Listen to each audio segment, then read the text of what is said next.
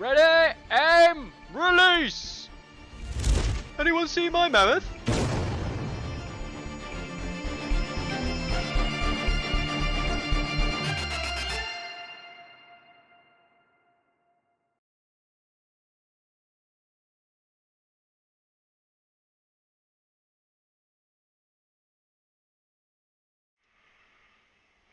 Hello! We're here again!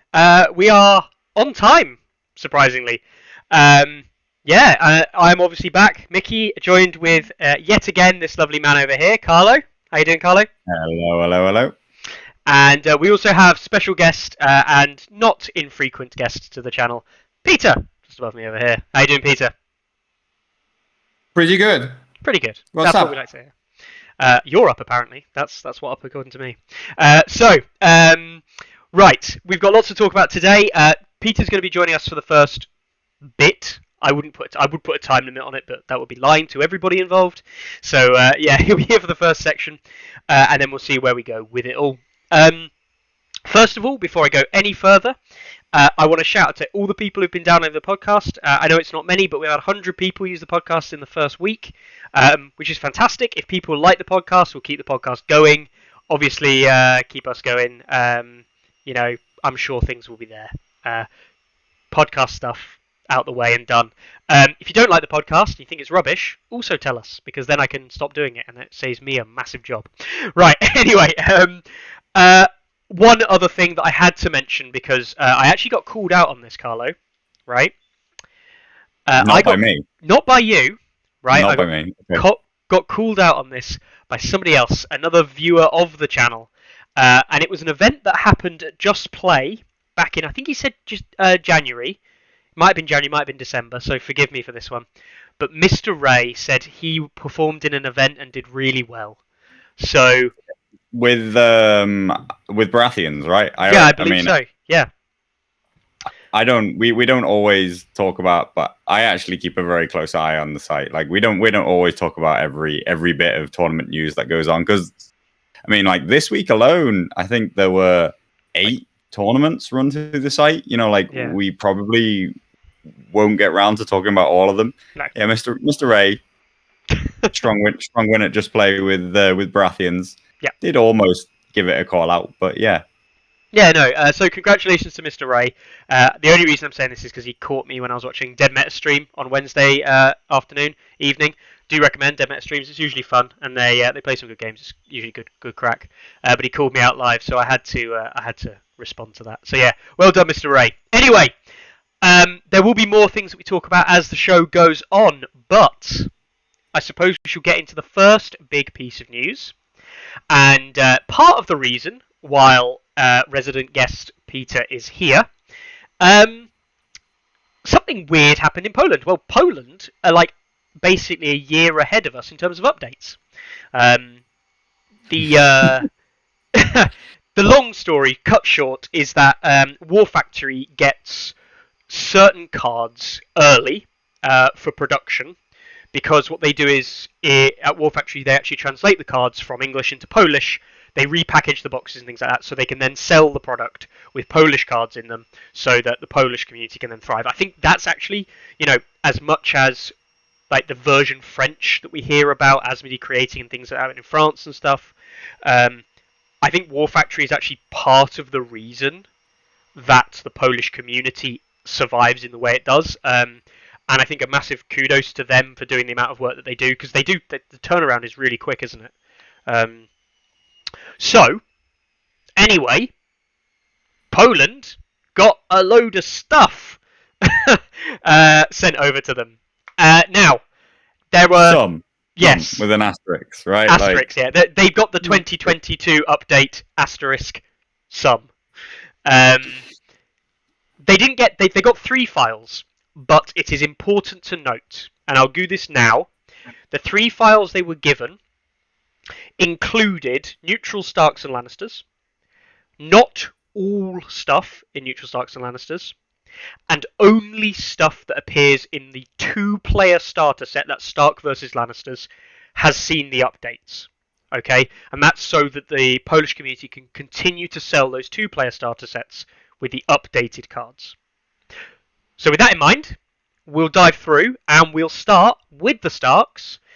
They've had a few changes from the base starter set. Now, before we go any further, that means people like Howland Commander and Howland NCU, they weren't in the base starter set, so they might appear in the file, but he will be unchanged. So even if a change will happen to him in 2022, it will not appear in this file.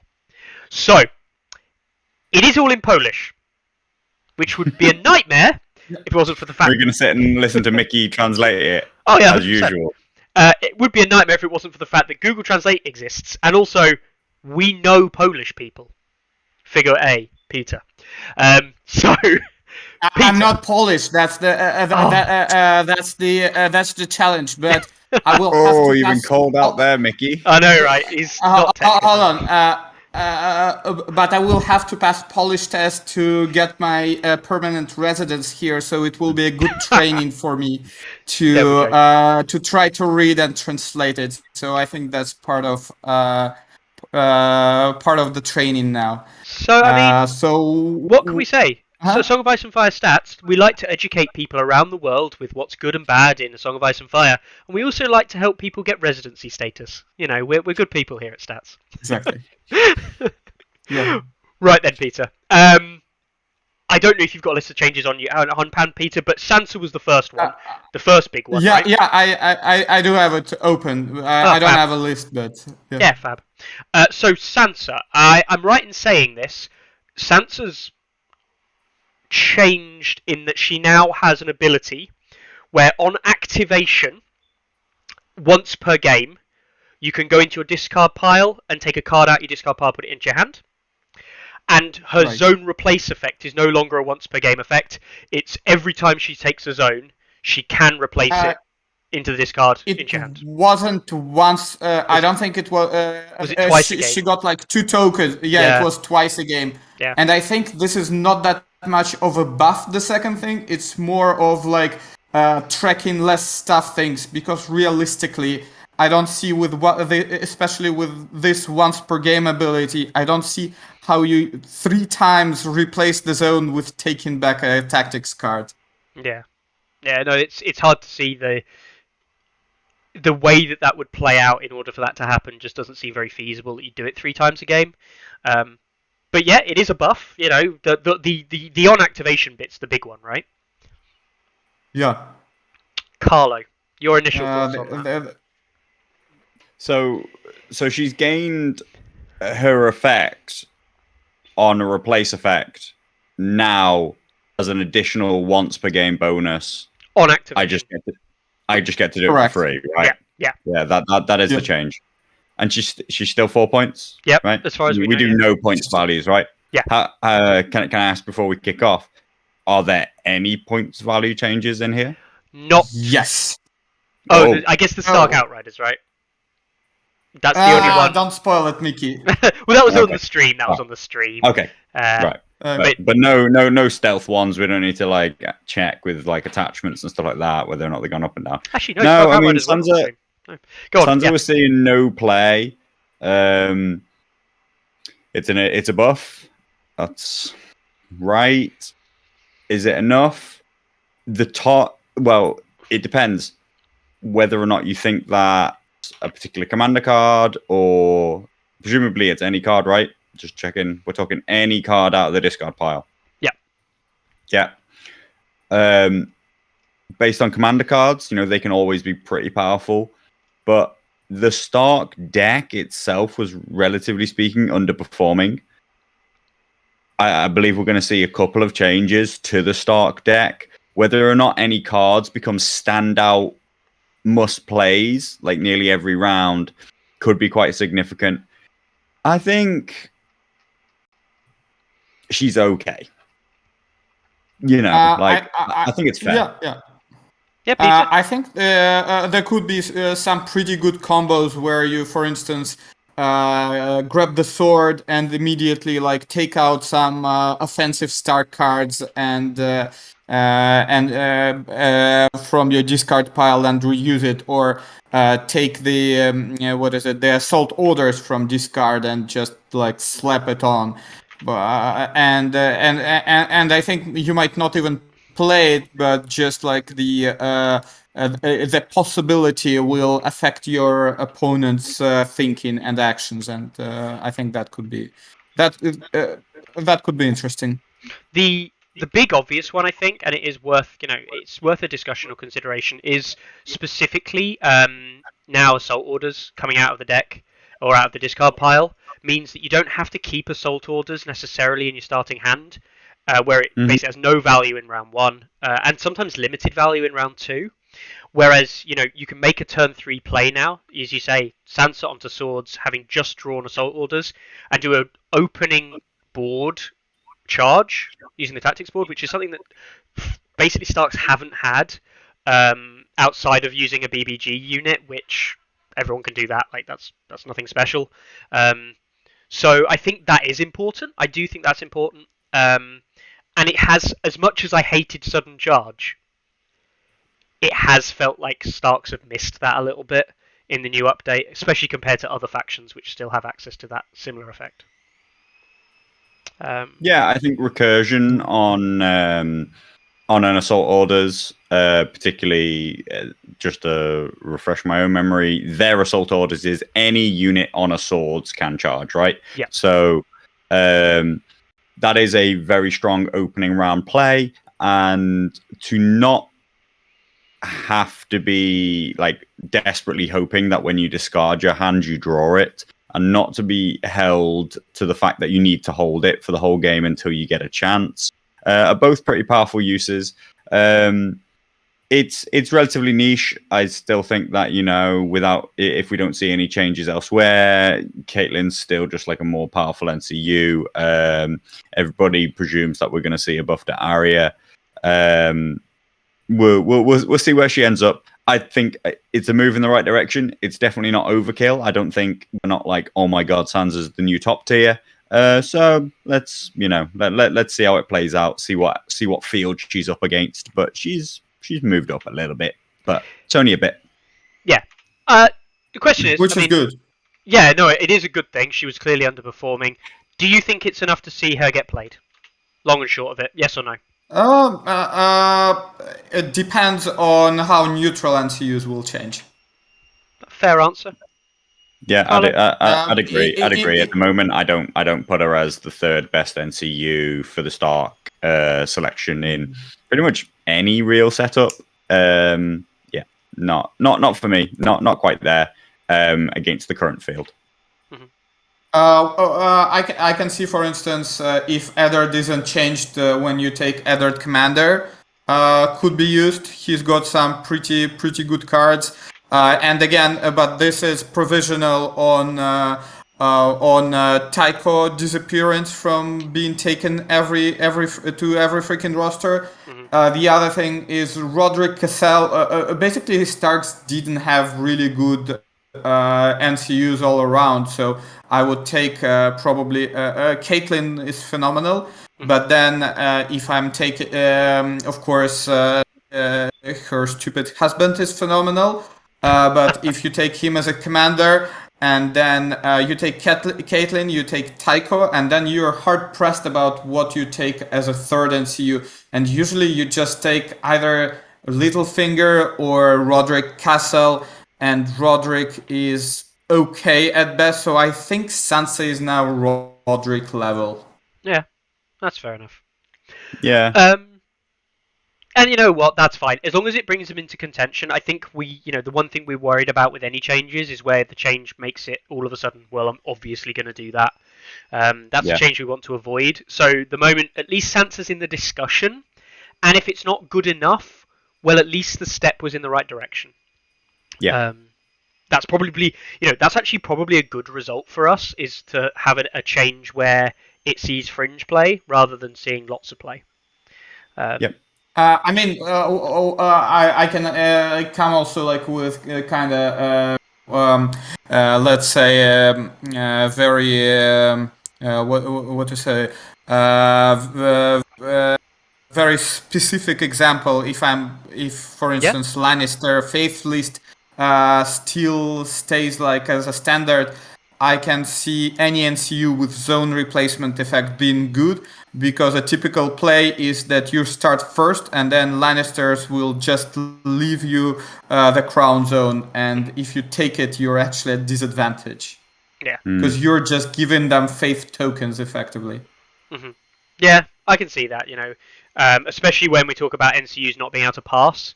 Having a replace zone effect like this is a third NCU, which in the case where you don't want to pass or you don't want to give them tempo or whatever it ends up being, maybe that is a good enough thing. Well, also I don't want them to give a panic, like a panic zone for me. Definitely.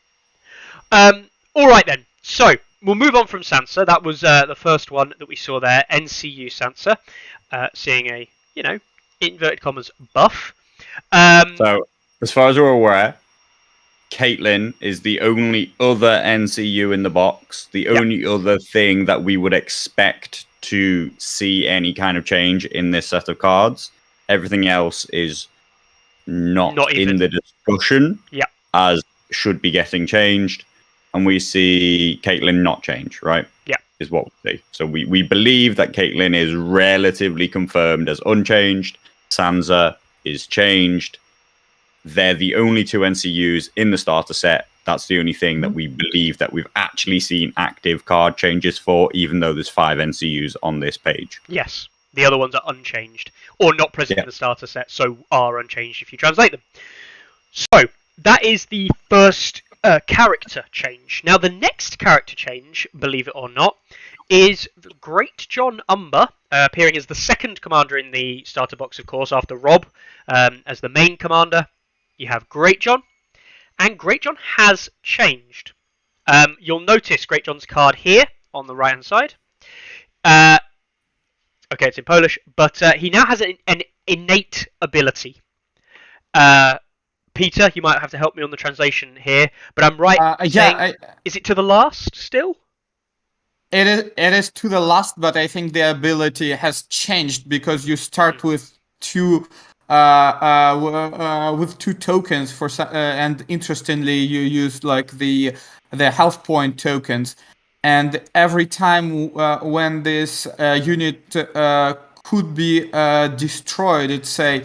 Then you can discard the token, and then you take one moral test, and if you pass it, it stays in the game with 1 wound. If I remember correctly, it was previously in order, and I think you were getting conditions for that. Yes, it used to be really terrible. Like Panicked and vulnerable. Panicked and vulnerable, yeah. But you can do it and if it's an order, it's easily like cancelable. And this one can't be. You can't do anything with it. No, innate ability. Obviously, we know can't be removed. But also, Great John didn't used to have this ability on his commander. It used to be it used to be his attachment, his paid attachment version. I played against Great John Commander just the other day. He had the order overrun and the order reckless charge. I think it is. The one D3 wounds. Yeah, auto 6 on the charge and overrun to replace your Surge Forth as orders. So it is actually quite a big change for Great John as a commander attachment. Hold on, aren't we? Just make me thinking. Is it if we didn't? Lot ostatniego domostwa. Yeah, I think we might. Yes, I think this is the attachment. We might be missing. Yeah. I think that was attachment, but it's another. But this is This is the attachment, not right? the commander. Yeah. So this one has 2 orders. So first one, instead of I forgot what overrun basically. And the second one is auto 6 on a charge, right? For D3 wounds. Yeah. So I guess actually he's entirely unchanged. The only thing that has changed is his attachment. Yes. Attachment ability has the rule to the last, and to the last itself is a changed ability. Yes. And probably it would change for all other units, I would expect. Yeah, that makes a lot more sense. That makes a lot more sense. Is he 2 points? Yes, he was before, and he's He stayed 2 was 2 points in the points, new. and he still is 2 points. Yeah, still 2 points. Yeah, All Star Heroes are 2 points basically. What else does he come with? What's his other ability? Is it the Uh, Furious Charge? You vulnerable when you charge? Yeah. Yeah. Vulnerable on charge. It's an interesting set of abilities. I don't know. For 2 points. I don't know what the no. cost of To the Last should be. Like, I do actually think. I think it's a buff, right? So I think it's a buff because you don't take the 2 tokens, right? Which was the big problem before. I also think that it's a buff because you can hit it twice in a row, right? Like it's like playing 2 What Is Dead Made of It Dies like in a row, because you play it because you're attacked and you die, and you're like, okay, I won't die. And then you're like, all right, well, you're still gonna have to take a panic test. These days you don't have a token, so that's a big improvement. And then you die from the panic anyway. And then you're like, well, I'll To the Last again, right? Being able to double tap it in one round, and also, as you say, that it's innate and not an order, are probably all big benefits. But you've lost your infinite use of it. You know, like the old To the Last did technically have infinite use. And I am skeptical that, like, it's suddenly a top tier ability. Like, I know lots of, particularly barrows, have been talking about, like, oh my god, like, To the Last is good. We're a good faction now. And I'm like, are you though? Like, you know, so I don't think I'm paying 2 points. I'm not paying 2 points for it. Yeah, I agree. Actually, like, I mean, I'm not sure whether I prefer To the Last or Fueled by Slaughter. If I just want to make a compare, and then like Sandor Clegane is 1 point. Yeah. Yeah. True. He has exactly True. the same secondary ability. Yeah. Newt, the 1 point attachment for Greyjoys, has the Furious Charge ability for a point for vulnerable, but he also comes with Motivated by Coin, and he acts as Victarion. For card play, you've got Torment Commander. So you can see there that Furious Charge, giving vulnerable on the charge, is not considered a 1 point ability. It's one of the few things that actually right now it is, because the Warsworn attachment gives Furious Charge. Yeah. For 1 point. It's considered. Does he now? How many of those? No, it's right now. It's 2021. Yeah. How many of them do we get see actual play? Never. But well, players it really feels like to use 1 point. It feels like To the Last is at least 1.5 points here, and the Furious Charge is about 0.5 point. I think it's a hard sell at 1.5 points, but we'll see. We'll see. I think To the Last. The problem I have with To the Last actually comes from not the ability itself, but in the same way that it exists currently, in that currently it doesn't work because if there's 2 damage instances, then you've got to save yourself from one and then hope yourself like luck through the other kind of thing. Whereas this change, as you say, can make that difference. You can afford to take those 2 hits. But what it doesn't protect you against is any form of alternate damage output, which we are going to obviously look at and has been mentioned. Like auto revenge hits, for example, Counter Strike. Yes. Like that. On activation hits. Do you really want to spend To the Last when a unit activates in combat with you and says, oh, by the way, take 4 hits? Like, that sucks. I do think the fact that you come in with 1 wound, right? Yeah. After you've passed a morale test, is... I think people overrate it a bit. I think, you know, maybe they don't. Like, maybe I just think that people overrate it. Like, maybe they don't actually think it's a good ability. I still don't think it's a very good ability. I do think it's gotten a very small buff. Mostly, actually, not because it went from like an order to being able to double tap. That is a little bit useful. but just because it went from an order to being innate, that's what made it. That the innate part is the significant bit, in my opinion, and it's okay. But I'm not paying 2 points. Like maybe units that come with it are now less overcosted, but I still think attachments that are bringing it are probably overcosted. And you're still very reliant on, like, it doesn't actually go into units that have amazing morale that often. Like, we're getting corrected. The Warsworn is the Fueled by Slaughter. Yeah. The other ability from Sander Clegane. yeah, I really didn't think that anybody seemed to think that vulnerable on a charge was worth a point. It's not. Yeah. Usually. Yeah. Hopefully. Except when it's on Victorian attachment, because obviously, Relentless is only 2 points, right? So, the other thing is as well, it's a kind of a problem with Eddard command, Eddard NCU, is you might initially think there's some form of synergy with Eddard, like you pass the morale test, and then you can immediately, oh look, I passed the morale test, I'm alive on 1 wound, and now I can pop an Eddard token to do a heal, and it's a massive heal because you get +1 for each wound, except you can't because Eddard is specifically only panic tests. Like, so this really, like, it is just you're alive on a wound, and you have no double down in all of Starks to double down on that successful morale check. And you can't re-roll this test from Eddard, can you? No. Oh, okay, then it's super swingy. Imagine failing it. Yeah. Panic tests are morale tests, but morale tests are not panic tests. Yeah. Yeah, I just don't remember the Eddard wording. Yeah. I just had to look it up. It is panic only. So this obviously means that Eddard doesn't double down on this at all. Like, if there was synergy there, I think it would have more play. I wouldn't say it'd be brilliant, but it would certainly be a bit better.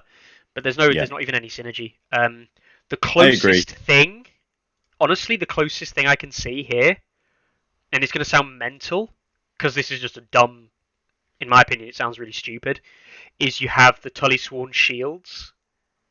No, because Sub and Tenacity's on panic as well. No, I don't know. Like the synergy is with the Stark last rank abilities. Like the synergy is with She-Bears or with Berserkers themselves, and that they are still very dangerous. Particularly, like She-Bears needs Caitlyn on them, generally speaking, on their last rank, but they're very dangerous with Caitlyn on their last rank. They suddenly hit on 2s. Berserkers, pretty solid kind of profile on that last rank. The problem is that you've given up the chance to run a Mormont veteran, who is actually the thing that really kind of makes them quite frustrating right now. But we'll see whether or not Harden survives the 2021 update. Playing an extra point for Great John instead, I would, like when you put it in that frame, I would rather have the hardened. Like, actually, like, if you were like, which one do you want? They cost the same price. I'd be like, I'll take the hardened, please, not to the last. As things stand right now. Yeah, and then, for it will be an 8-point unit, and then for 8 points, you need to kick ass to pull your own weight. Exactly. And you just don't. If you told me that they both cost 8 points, then I'd take the Mormont veteran unit. But they don't. The Mormont veteran unit currently costs 7 points. So, that's the way that I'm going. They both achieve almost identical things, except that hardened happens all the time, not twice. Hardened is also effectively innate, like not quite heart innate, can be switched off by things that switch off all abilities. But I mean, like, that's really, there are so few things that switch off defensive abilities right now in the game that you might as well consider something that's not an order just to be innate. So when I describe it in that way, I convince myself that this is really not a good value 2 points by comparison to the current other options that Starks have. As a big caveat, hardened might not survive the edition change.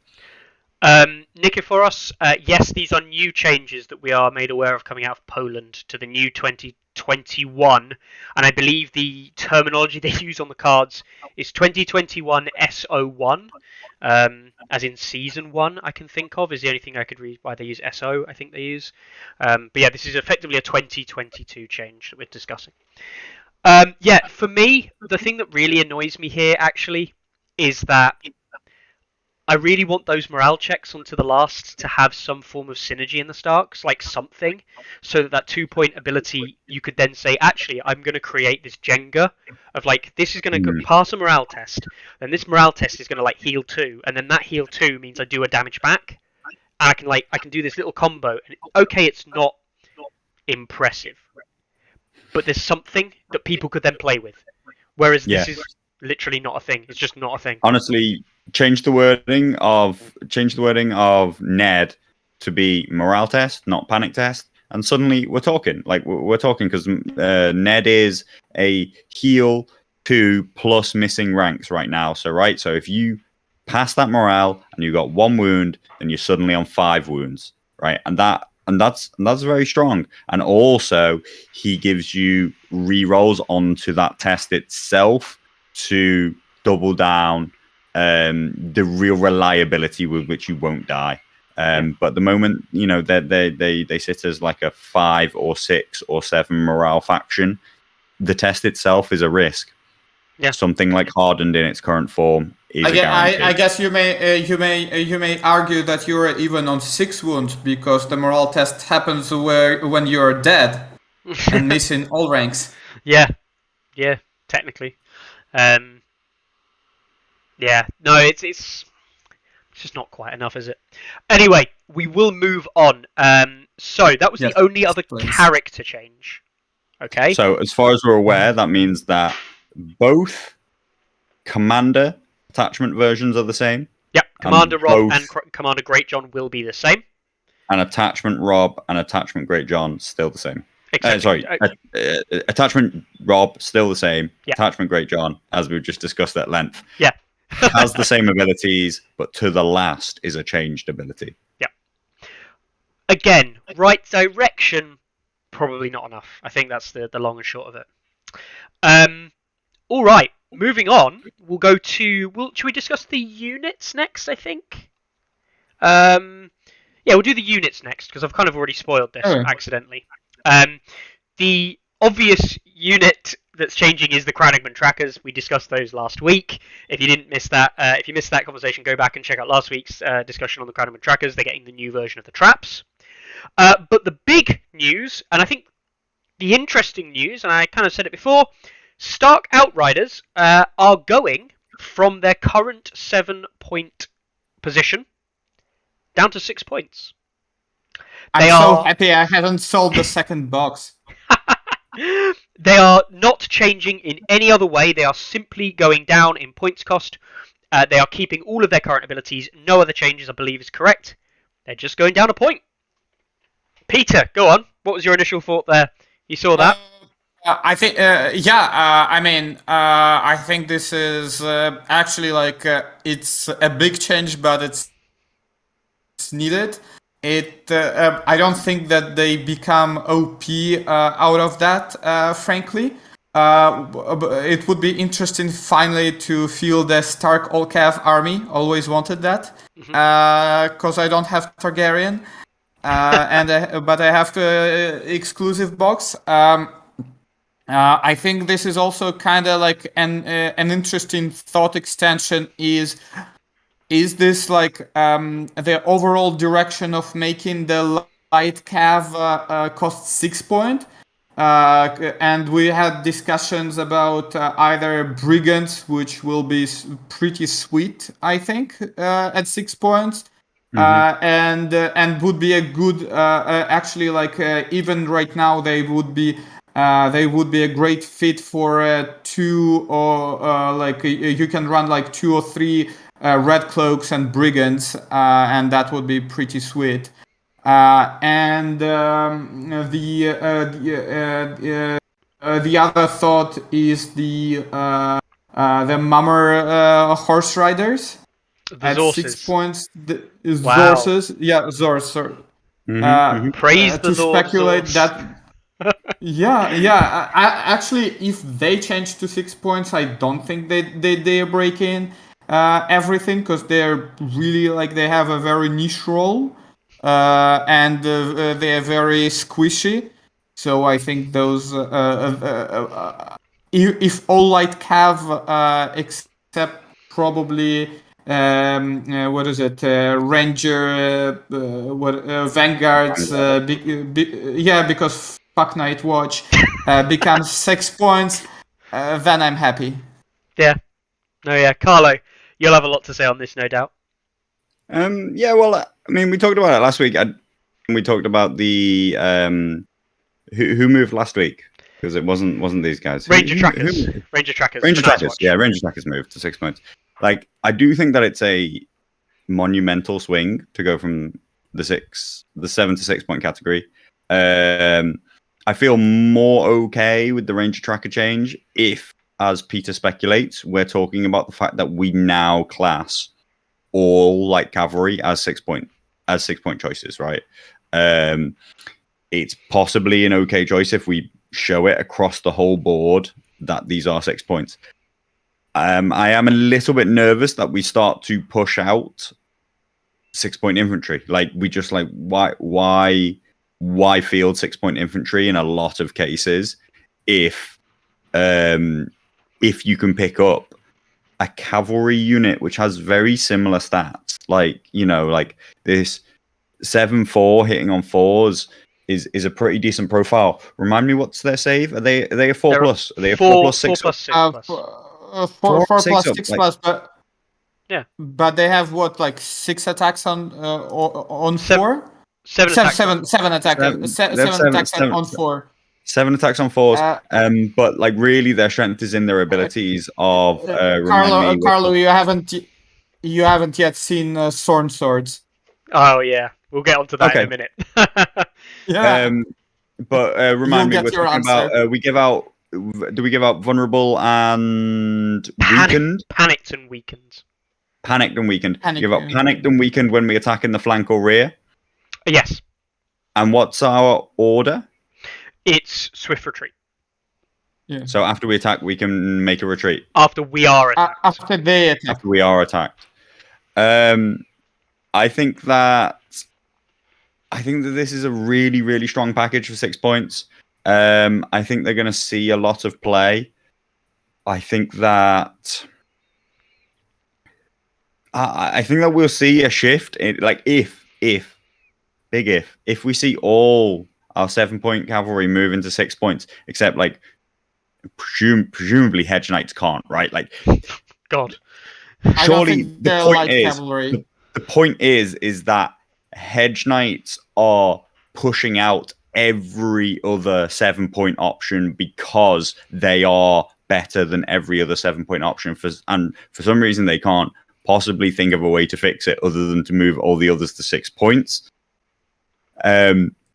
Surely what we're saying is that light cavalry are 6 points now. I think we will see a lot of light cavalry, a lot of light cavalry, especially if what we see is a buff to lance itself, because you really don't want to underestimate the value of light cavalry being able to lock down heavy cavalry before they get to charge. That is actually a very important dynamic, that you could be 2 points cheaper than that heavy cavalry unit and charge them because you're faster, and that you can lock them down, and that they're not strong enough in protracted combat. They're probably not even stronger than you in protracted combat because you have so many points locked up into this lance ability. And I think that we'll see a lot of light cavalry, just as simple as, if we're talking about that. We'll see a lot of these guys, I think, because Starks have a ton of 6-point units right now that need attachments to make them good. And so they effectively can't really buy anything natively for 6 points in the current meta. And if you told me that this unit is available 6 points, I would field 2 of it in practically every army. Just because the threat range of it, the ability of what it can do when it hits you in the flank is very, very dangerous. I think that this is a frustrating unit to face against, and I don't have a massive problem with that. Like, I just don't. Like, I'm actually sort of okay with light cavalry being a bit too prevalent. It makes a change up, doesn't it? It's a change. It does mean that Starks win, though, currently, as everything, if everything else stays the same in terms of points cost, Starks are winning because they have now got 6-point options. You can't get better than that, right? They just need 5-point options now and 7-point options. And you know what? They might be the first ones there. They've got the options. They are, after all, the first faction. It's a lot of 6-point options, right? It's the same Night's Watch problem in that Night's Watch have far too much stuff at 7 and the best stuff wins out. See Crossbowmen. Starks. I mean, same with Lannister. Yeah, Lannisters have a lot at 6 as well, with Red Cloaks currently winning the battle. And they don't even have that much at 6. They've only got like 3 units at 6. Yeah. And it's still Red Cloaks that win out. 4. Or is it 4? I think. Stormcrows don't count. Lannisport Guard. Oh, City Watch. Yeah. Yeah. I forgot about the City Watch. Watch. City Watch. Yeah. It's a very contested and soon to join them Brigands, yeah? I mean, Brigands is a big doubt. Like, I really do think that they're going to come out, you know. One has said it before, you know, not enough data. You got no data because nobody uses them, mate. Nobody fucking fields them. Actually, they were used like on the last tournament, but we'll get to it. Somebody at your local shop using them, Pia, isn't people using them. This is what people don't Nobody can get beyond the fact that, like, just because Mickey uses a unit doesn't mean people use a unit. Yeah. Like, it doesn't matter how good you are or how bad you are. You do not create significance in yourself. You know. Hey, I'm significant. Irrespective of who you are or how big your club is or whatever, you know, like. Okay. Masada winning with fans. Nobody's talking about Brigands as being important in the scheme of things. Yeah. Marsara winning tournaments with fans, does it count? No, because fans have won tournaments before anyway. We'll talk about why and stuff later on. Yeah, I mean, this is a massive change. It could mean a lot for the game. It could mean not very much.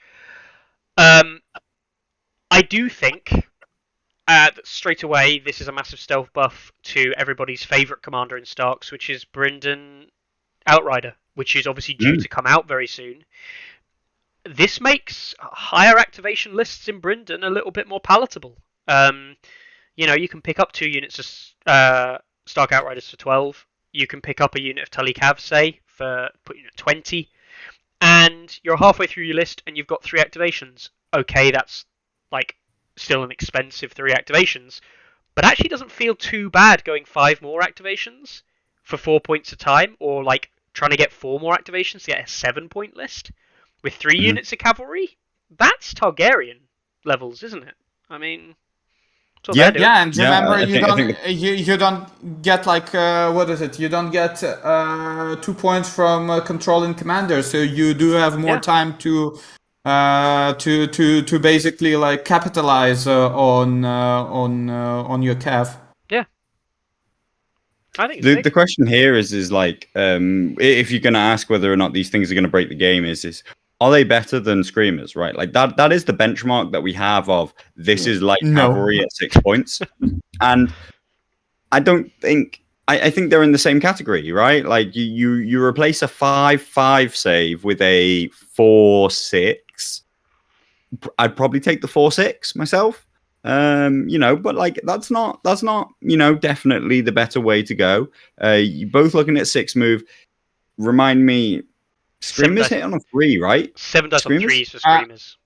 I think their abilities are also better for well, they give vulnerable on the charge, right? Yeah, is their one ability. Yeah. Mm-hmm. But I think that you're giving not enough value to Swift Retreat. I think that Swift Retreat is actually a very powerful ability, particularly when combined with Ambush, which I also think is a great ability. You definitely have the more defensive profile if you consider the ambush part of the weakened. But yeah, you know, like these 2 units are in discussion as like, it's not like, well, obviously Outriders are better. So yes, like these Outriders aren't going to break the game, and because Screamers And spam or Screamers Screamer weren't a use meta. aren't. No. No, they're not bad. They're not bad at all, right? Like they're completely. No, I'm saying they're not good. meta. So True. like, But that's only no- because other stuff in Targaryens is clearly better. Screamers would make the cut into meta Targaryen lists, and they're only slightly off the power curve compared to things like Targaryen Outriders, which are widely considered very strong at 6. And the question is there again comes back down to, for equivalent points cost, going up to 8 for things like veterans and blade men or blood riders is just an obvious improvement. And they're very high efficiency units at those point costs. So usually that's why the Screamers don't make it, but Screamers make it into a lot of the top Targaryen lists that see play at top tables. So and I agree with D1 actually. I think that oddly enough, despite the fact that the Targaryen deck is clearly set up for cavalry, I actually believe that the Stark deck has more benefits to the Outrider unit than the Targaryen deck has to the Screamers.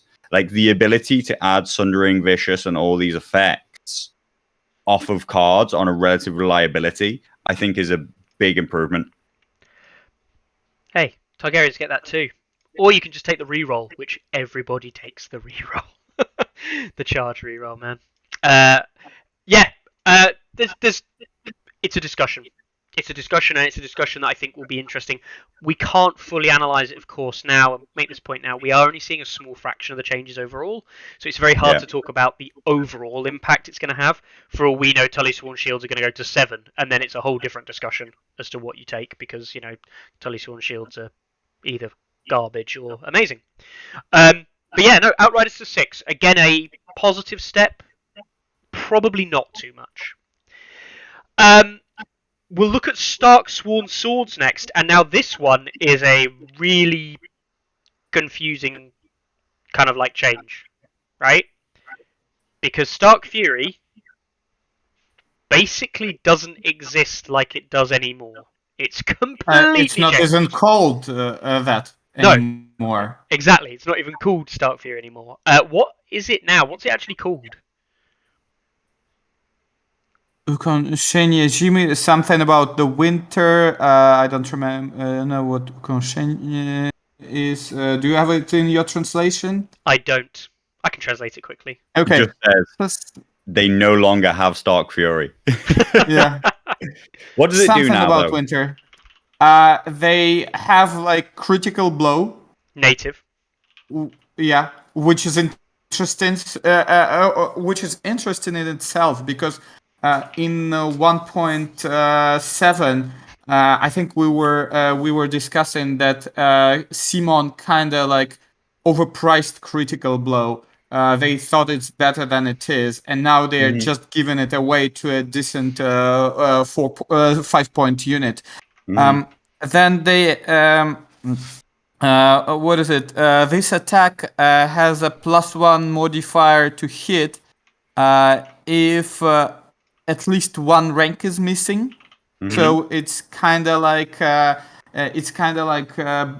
Berserker and what is it? The She Bear's ability, but a little bit worse. And then the last one. Supposedly, this order is called A Bit of Winter.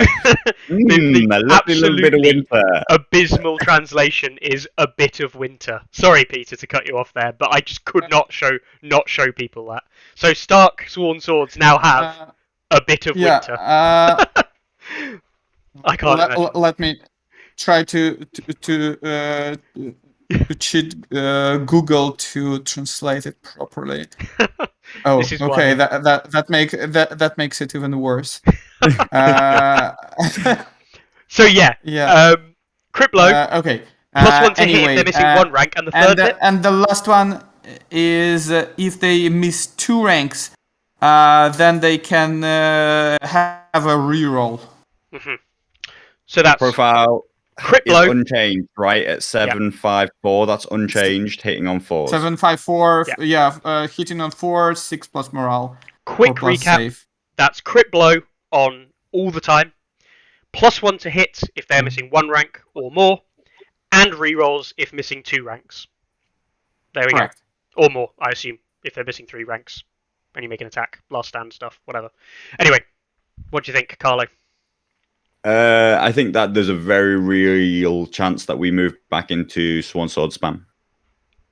Well, I say move back into. It's never been like. It's never been the dominant play style, but it's always in the past. It was always there under the surface. Like there were lists out there that ran 4 of them. I think that their viability at 5 points by themselves, like that is a very viable profile. That is a profile that can trade up against 6s. The current 4s in the game should absolutely fear that profile, and I don't think that there's a single 5-point unit that could stand toe to toe with that. Though maybe you could say like Wardens, maybe simply because, but like Wardens have traded maneuverability and aggression and like the actual chance to do anything for the fact that the one thing they can do is go toe to toe with somebody who chooses to go toe to toe with them, right? But anyway, Still not that good for them, I don't think. So it seems to be Winter's Bite, or maybe this is a translation of a Frostbite. Ah, right, Winter's Bite. I can see, yeah. Don't we already have a card that's called? No, Winter's Might. Now we've got Winter's Might. Bite. God, Yeah, that's okay, gonna be a nightmare whatever. for people on the We'll podcast. see. We'll see. I think that they're very good. I think that we could see Starks very happy. So I think that Stark's current issue is that they're very, very hard pushed to achieve anything at 8 activations. Whereas as soon as you make Stark's One Swords viable at 5 points by themselves, no attachment required, attachments optional, can go out and can fight stuff at 5 points flat, can just hold your objective if that's all you want them to do, because that's completely acceptable for 5 points. I think that Starks move into a whole new tier of list building at the very least. You know, like, I'm not saying they're necessarily a whole new tier of faction, but they are a new tier of list building as soon as 8 activation builds are viable. Mm-hmm. I'm totally picking up the new starter. Sold. Good job, Simon. So yeah, like 3 units of Stone Sword, 1 with Mormont Vet, or no, just 3 units of Stone Sword, 2 units of Outriders. 3 entities. What is it? You effectively have a spare point. Caitlyn. Yes, because I need the spare point for Eddard, Caitlyn, and somebody else. Yeah, Tycho, fuck it. I mean, Caitlyn seems like an If he got absolute changed. no-brainer. Caitlyn is a no-brainer if you're including Sansa. you're including Swan Swords. Give my opponent a chance. Take sense. Yeah, Caitlyn here is the obvious choice. Yeah, I mean, if you can claim a last rank, if you have multiple units of these bog standard troops who are threatening on their last rank to roll 7 dice with crit blows, hitting on 3s with rerolls while engaged, then they are always threatening. And if you can put something threatening on the board for 5 points, I think this is a great unit. I think that that is a significant change to the power level of Starks. And don't forget the cards, the star cards that will have, and actually that's why Sansa might be a viable choice. Yeah. No, because now we're talking like I'm jumping on swords, getting either a charge or a Sandorin and something other juicy, and there we go. Mm-hmm. Yeah, this is the thing. So I'm always very, very nervous the moment you give cheap units crits. And I speak with this as somebody who has played Spearwives at 5 points, who already have a high damage output, but then you're giving them like 6 or 7 dice with steer, and you're giving them crit blow with overwhelming assault. I always get very nervous when Crit Blow appears on cheap units because it's what we used to see on old Starks. Old Starks would Mhm. charge in, they'd pop an order to go Crit Blow and Sundering, but I don't give a fuck about the Sundering. I'm here for the Crit Blow, and there you go, I've just generated 10 hits, or 11 hits, or 12 hits. And if I've set that up with a vulnerable token, if I have something to give me like Sundering as well, all of a sudden, actually, your unit might just die. Like, you're just dead. Um, and that's okay if we're talking, I don't know, raiders, if we're talking poor fellows, if we're talking trappers, trackers, lightly armored units that are designed to come in and get killed. This is a problem if you're talking about a 6-point unit or a 7-point unit that is supposed to be an aggressive unit. I mean, just compare these guys and their output versus Mountain's Men, and it's comparable, and Mountain's Men cost a point more. Yeah, absolutely. And I mean, lots of people are talking And their about... morale is worse. Yeah. These guys are actually better in defense. Yeah. Lots of people are talking about whether or not this changes the use of Mormont Veteran. Like, people are asking, is this unit better than Stormcrow Mercs with the Mormont Veteran? Yes. Absolutely, flat out. I'm just going to tell you, yes. A unit of Stormcrow mercenaries with a Mormont Veteran achieves one thing. It holds an objective and is annoying to destroy. It has no damage output. It is not particularly good. It's not an amazing unit. The point was that Starks had no good 5-point units. That's why people fielded it. They didn't field it because that's an amazing combo, and that like Stormcrow Mercs are amazing. Plus the Mormont Veteran now makes them like super tanky. I mean, it does. Hardened is very, very good, but their profile isn't worth a Hardened.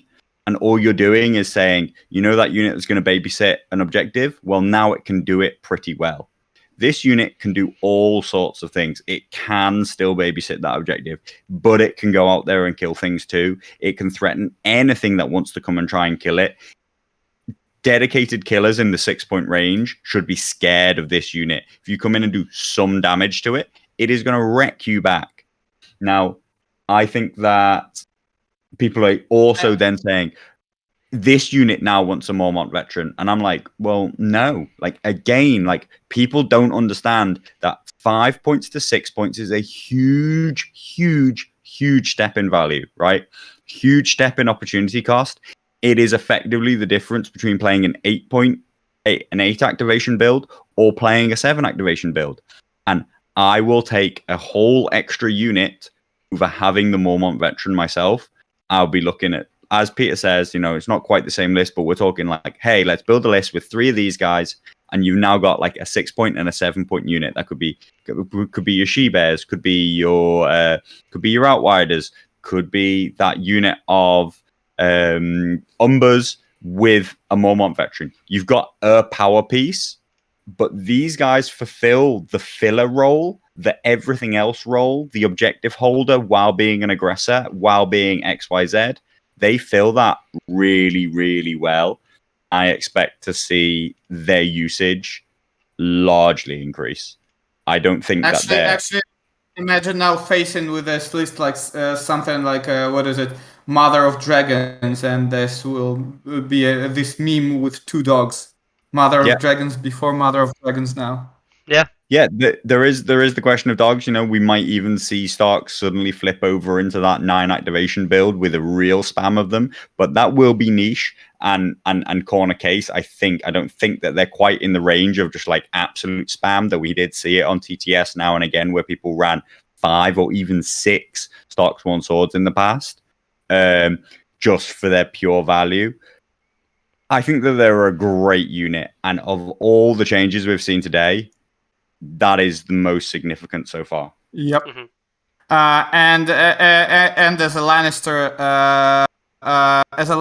player, imagine like having I don't know, like a unit with horrific visage, like pyromancers or others, or Blackguard with the Assault Veteran or Ramsey bolted, and these guys charge in, and I'll be like, can I not trigger this ability, please? Yeah, it's actually like not necessarily advantageous to knock ranks off them. Yep. Which it kind of plays into or away from the defensive idea that they want to progress. Don't really know how that's going to play out, really. You knock these down a rank, they go, okay, so I'm 5 dice on 4s. Well, but I've got Caitlyn. That is if they don't have like Caitlyn affecting them. Oh, I'm 7 dice on 3. 7 dice on 3s for the reroll, thank you very much. What? How many points? 5? That's... Oh, you said 6 point save, right? Yeah. Yeah, it's nuts. They though. I don't think they're breaking the game. I don't think we're talking 6 of these plus some NCUs. Yeah.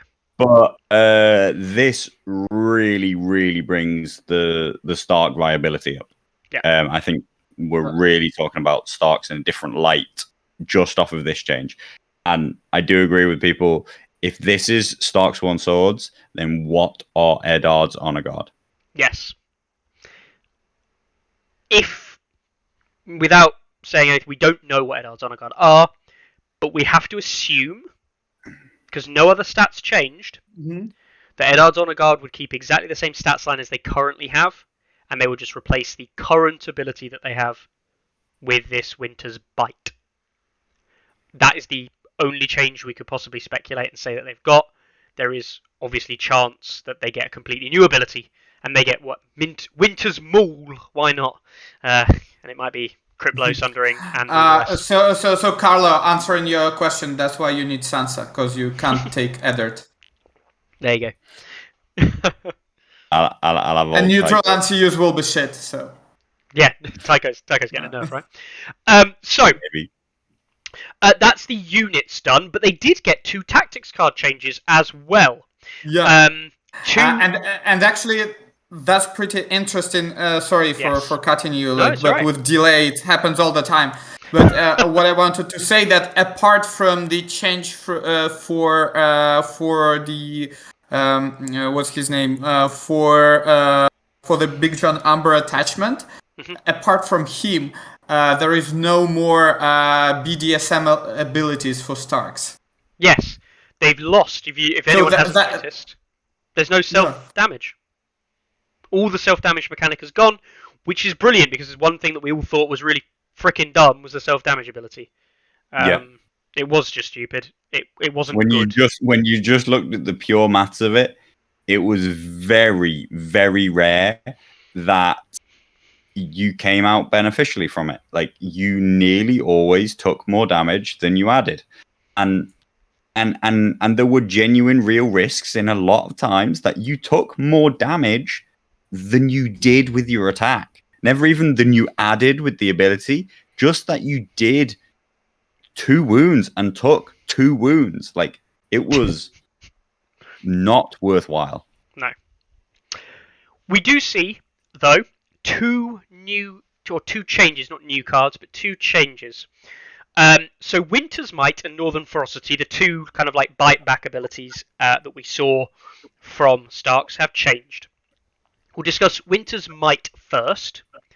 Had the self-harm taken away, and it is now you get Sundering on your attack, and you re-roll to hit if you're on the last rank, and you also attack using your highest dice value if you control swords. You don't even need Caitlyn to open with a Sansa Stark or something like that onto swords, Winter's Might, onto a 1-rank Starksworn Sword unit. You've got Crit Blow, you've got Sundering, you've got rerolls, you're hitting on 3s, and you're rolling 7 dice. And you get your card from the deck to spice it up. It's automatic. You didn't even need the card in your hand. Yeah. Interestingly, now all Stark cards need you to control either swords or horses. Yes. What has it replaced? What did it used to do? It used to do 2 wounds minus your number of ranks. Yep. So it used to be and Sundering on and rerolls, and if you control the swords, it was highest dice. So it's exactly the same, but it lost its damage. Yes. Does it? Did you still need to so. control the swords? Yeah, for highest dice, you needed to control swords. Okay. So it hasn't enough. changed much, but it has changed because it's no longer self-damage. Yeah. This is straight buff. Probably a worthwhile buff. Yeah. As in, like, this has gone. I would say it's You know, enough to I don't switch it feel from one of the worst cards in the deck to one of the best. Mm-hmm. You know, I feel actually those changes might not have been intended as much as only buffs, but also changing the faction identity a bit. It's weird you should say that, because their whole point was they're going to balance being on low health. And everyone went, that's an interesting idea. And then we all saw the stuff in the leaks and went, well, that's a shit idea. And then it played out, and we all went, well, this is a shit idea. And they've now gone, oh, well, we're changing it. Instead of managing your health pools, you're just going to be better. Right? So where's this whole balancing ranks and things gone? It's still there. You get buffs at low rank. Yeah, but where's the management of it? I don't give a shit if I get buffs at low ranks if I'm just good anyway. Like, it's. I agree. The identity has just completely shifted away from what they previously said that they had. Seems like a weird one to me. The identity now feels like it just falls within the set of, like, it's just solid sustain. Yeah. Like, your units in a lot of ways just counter. They either don't get weaker, or they have ways to get stronger as long as they can counteract their weaknesses, which is effectively like, hey, I attack at full dice. See Caitlyn, see other cards. You're effectively just saying, I am a sustained faction. Like, I am what you want to be in constant combat with, or like your opponent doesn't want to be in constant combat with, because I'm always dangerous. I'm not Alpha Strike. I'm at my best ranks. I'm at my best mid to low ranks, and you need to be scared of ever being engaged with me. Yep. I think it's a good change. I don't really think there's much else we can say about this card, really, because it's just so flat. It's just better, I think. Yeah, some obviously. people in chat saying because you only get rerolls at last rank, whereas you get rerolls automatically with the older version. Yeah, I can kind of see that, maybe, if that is the case. If you only get rerolls on your last rank, maybe it's not as good. But that's not that big a deal, I don't think, necessarily. I wouldn't sacrifice the wounds for the rerolls myself. Yeah. Because the only time that you aren't getting rerolls now are at a time where you previously sacrificed wounds for it. Yeah. So yeah, I wouldn't. I'd keep it this way. Mm-hmm. So Northern Ferocity also got, I don't know even which card got a bigger buff. Yes. So Northern Probably Frosty, Northern Ferocity. that was the other one that did the self wounds, right? Which was the one that gave you the vicious and extra panic damage. This one is really interesting. You get So Starks now vicious. can play panic meta? Yeah. Well, this is it, right? They couldn't really play it. I guess Great Axes could, but you didn't really see Great Axes very often. If I'm right in saying this, they have they get vicious by default with Northern Ferocity, which is exactly the same as it used to do. They also now get +2 panic wounds if you're on your last rank. Before it was +1 if you're on one rank, or +2 on one rank, or +1 if you're on 2 ranks. So it's now just either all or nothing. Oh, okay, so it got worse in that. Kind of. And it panics the enemy if you control swords, which I don't believe it used to do. It never used to do that. So it's a completely additional thing that it never used to do. So vicious, +2 wounds if you're on your last rank, and swords gives panic. Same trigger. That's actually same everything else. Same everything else. actually, Self-wounding. a pretty interesting combo, I think, with the direwolves. Yeah. Yeah, I mean, yeah. Carl just mentioned that current Shaggy looks very nasty. Wolves only That having one rank means that they benefit from all of the Winter's Might and Northern Frostity cards all the time. So I think that the deck has moved up in a decent amount. Like these two cards are the two cards that still share a trigger, right? Like they're still vying against each other, but the difference is that you're not as concerned about that anymore because you are 100% going to play these cards when you have them. Before, it was a real genuine choice. Do I want to trigger my Stark Fury order? Well, no, because I never run Stark Spawn Swords anyway. But do I want to use this card and take the self damage? Will it actually increase my damage output by 1 to 2 wounds, which I'm going to take for having used it? Whereas now you can just aggressively play these cards, aggressively cycle them because there are 4 of them in your deck. They don't share triggers with other things that used to share triggers with them. I think that it's a real big movement in the right direction for Starks. I still cannot say enough that I think that their viability at 8 activations is more important than anything else. Like, forget all the other changes. The most significant change is having viable 5-point units and having a good 6-point unit that doesn't require to have attachments. Previously speaking, the only good units they had were effectively in the 7-point category because you took 6-point units and you put a Mormont veteran in them. And now being able to field a couple of 5-pointers instead gives you a whole 4 points to work with. That could be a direwolf. That could be a whole different unit if you shave another point off elsewhere. And that move from 7 to 8 is what makes or breaks a faction, competitively speaking. Question. Question for you guys. What do you, now that you saw the change in cards? What do you think of Sansa viability? Did it change your opinion? I think her ability. Okay.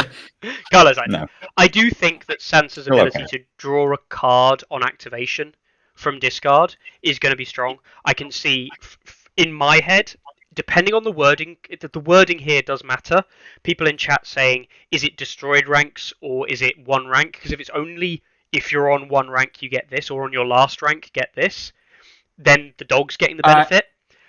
If it says only rank, 1 rank, only 1 rank. It doesn't say last. Yeah, so if it says only 1 rank and the dogs can benefit from these cards, which I do think is reasonable, the dogs should benefit. Yeah. The important thing here for me is you can do an open swords play with Sansa with a dog to do a vicious and sundering attack with any of the dogs, and it's +2 and +2 panic, and you get a panic token on that. That's huge because that is a massive.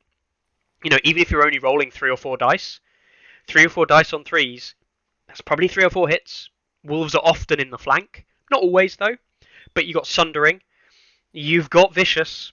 You've got +2 wounds on the panic fail, and they're panicked.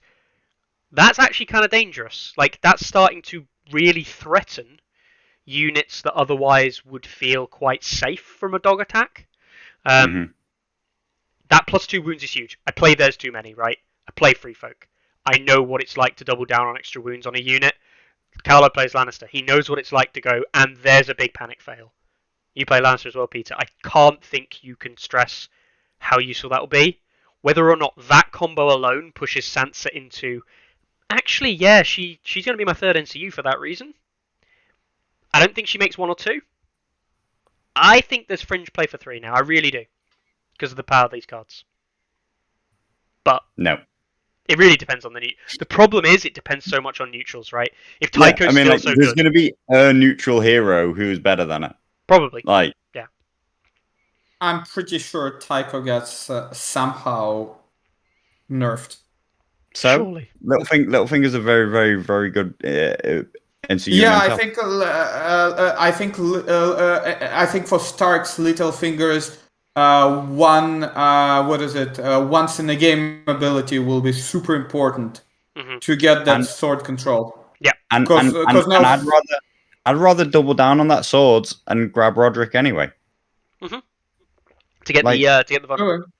You're talking about these tactics deck, like suddenly, like it's the be all to end all to go and get a tactics card, which we've already played and discarded this game, right? Like, if it was deck, then yeah, we'd be talking about this. Go and get a card on demand from deck. Yes, that's a huge assault orders play when your opponent has to be aware of it at any given time. Your opponent just has to look at your discard deck and go, yeah, okay, well, they're the cards that I have to think about. They're not important. It's when are you going to play assault orders? When are you going to play these like opening sword gambit plays if it's not the initial first time you played them, right? So what you're basically saying is, oh, I can discard a card and draw one more card from my deck and I don't have to hold on to it. I'm like, I don't give a flying fuck. Yeah, you could have just held the card and you have the same effect. But that is so you're one basically thing. telling me that Sansa lets you draw one card in the game. But the thing is that one thing that Starks don't have any is they don't have any card draw, right? And it's one thing that Starks have lacked.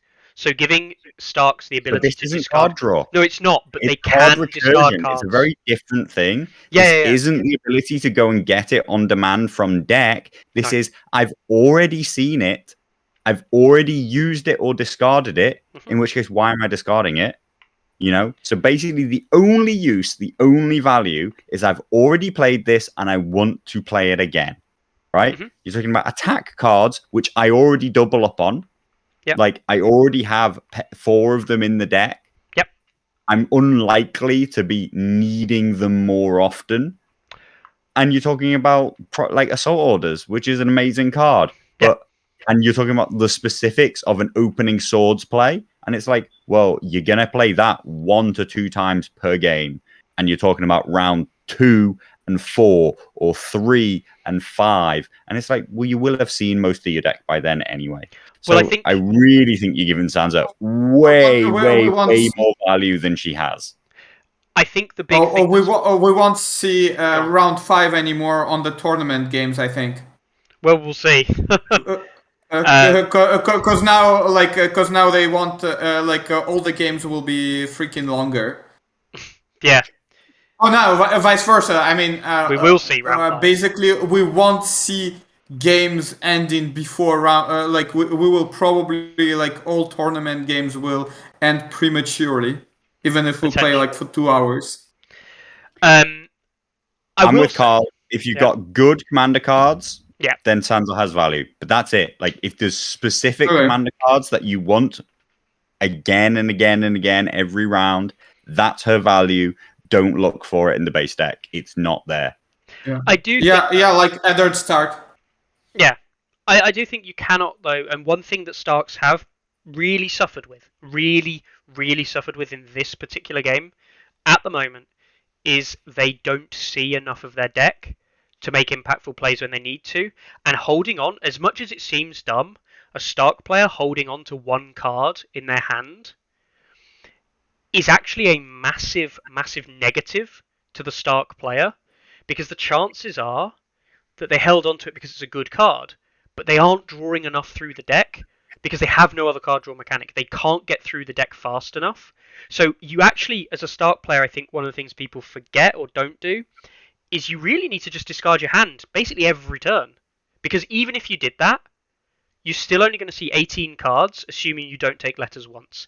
You're going to want to take letters probably once or twice. But even so, you're only going to see maybe 20, 22 cards at most. Mickey, remind me what were the Lannister drawing mechanic except two worst NCUs? Well, no, so the point is... Starks are like this unique thing that don't have a draw. Like, there are a couple of mechanics in the game that allow for draw now. And nobody can hold significant number of cards anymore. No. Nah. You're not selling me.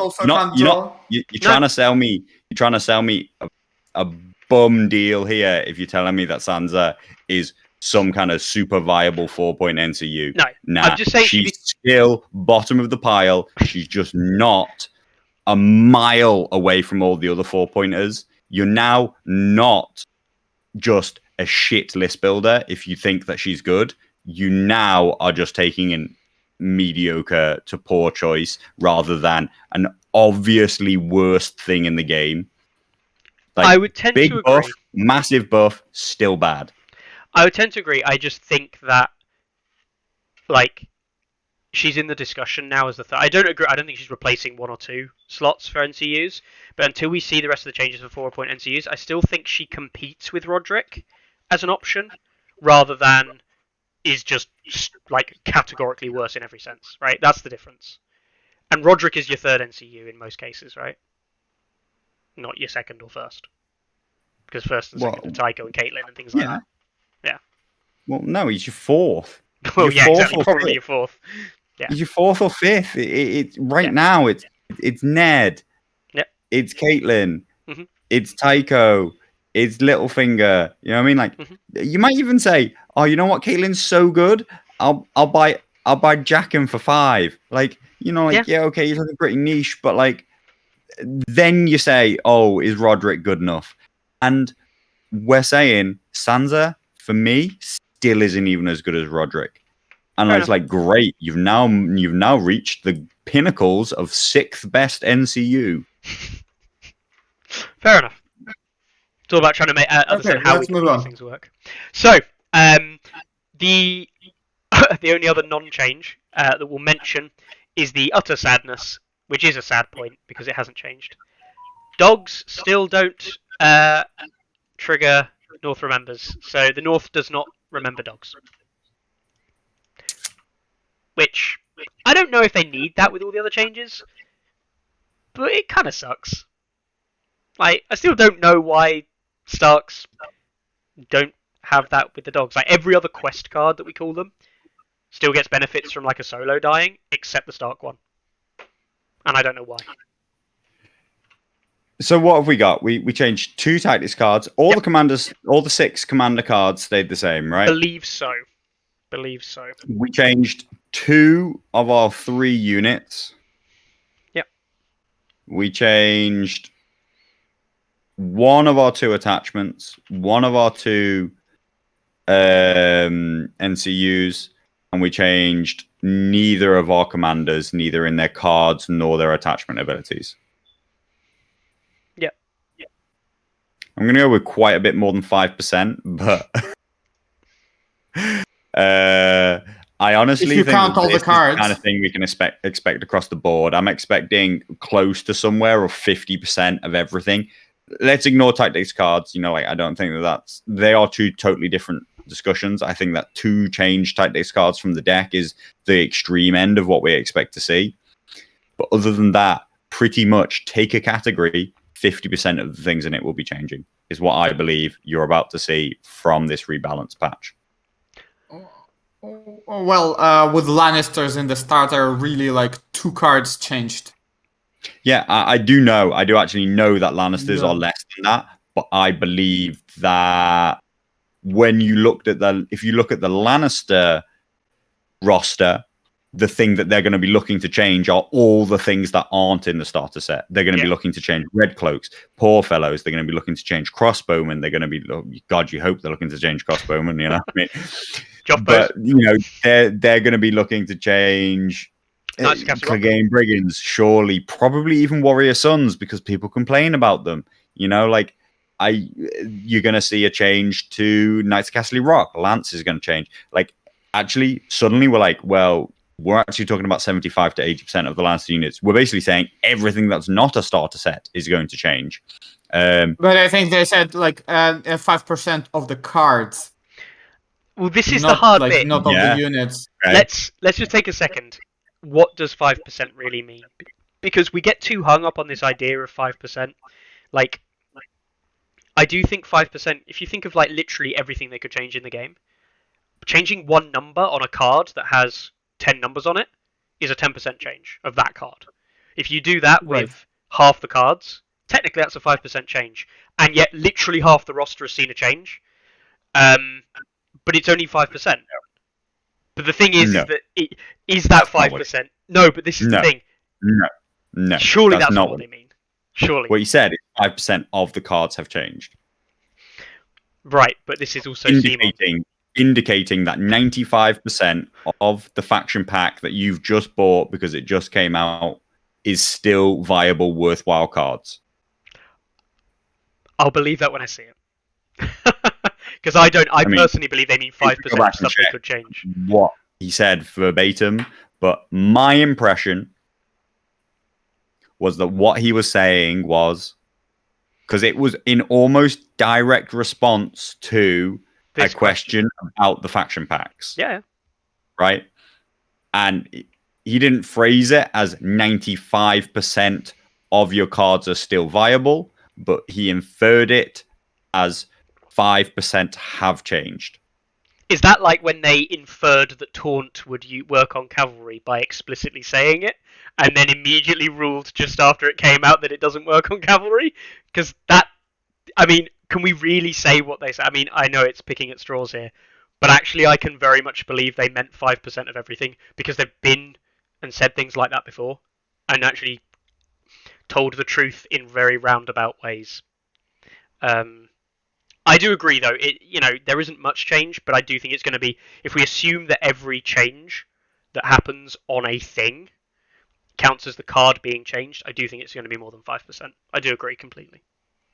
I think the best way, in the best percentage light that you can possibly show it, is if you literally count the cards and see which ones haven't had a change. Which brings into, because he literally mentioned that there are multiples of a certain card, right? Yes, and it counts multiple of a certain card, he was saying, right?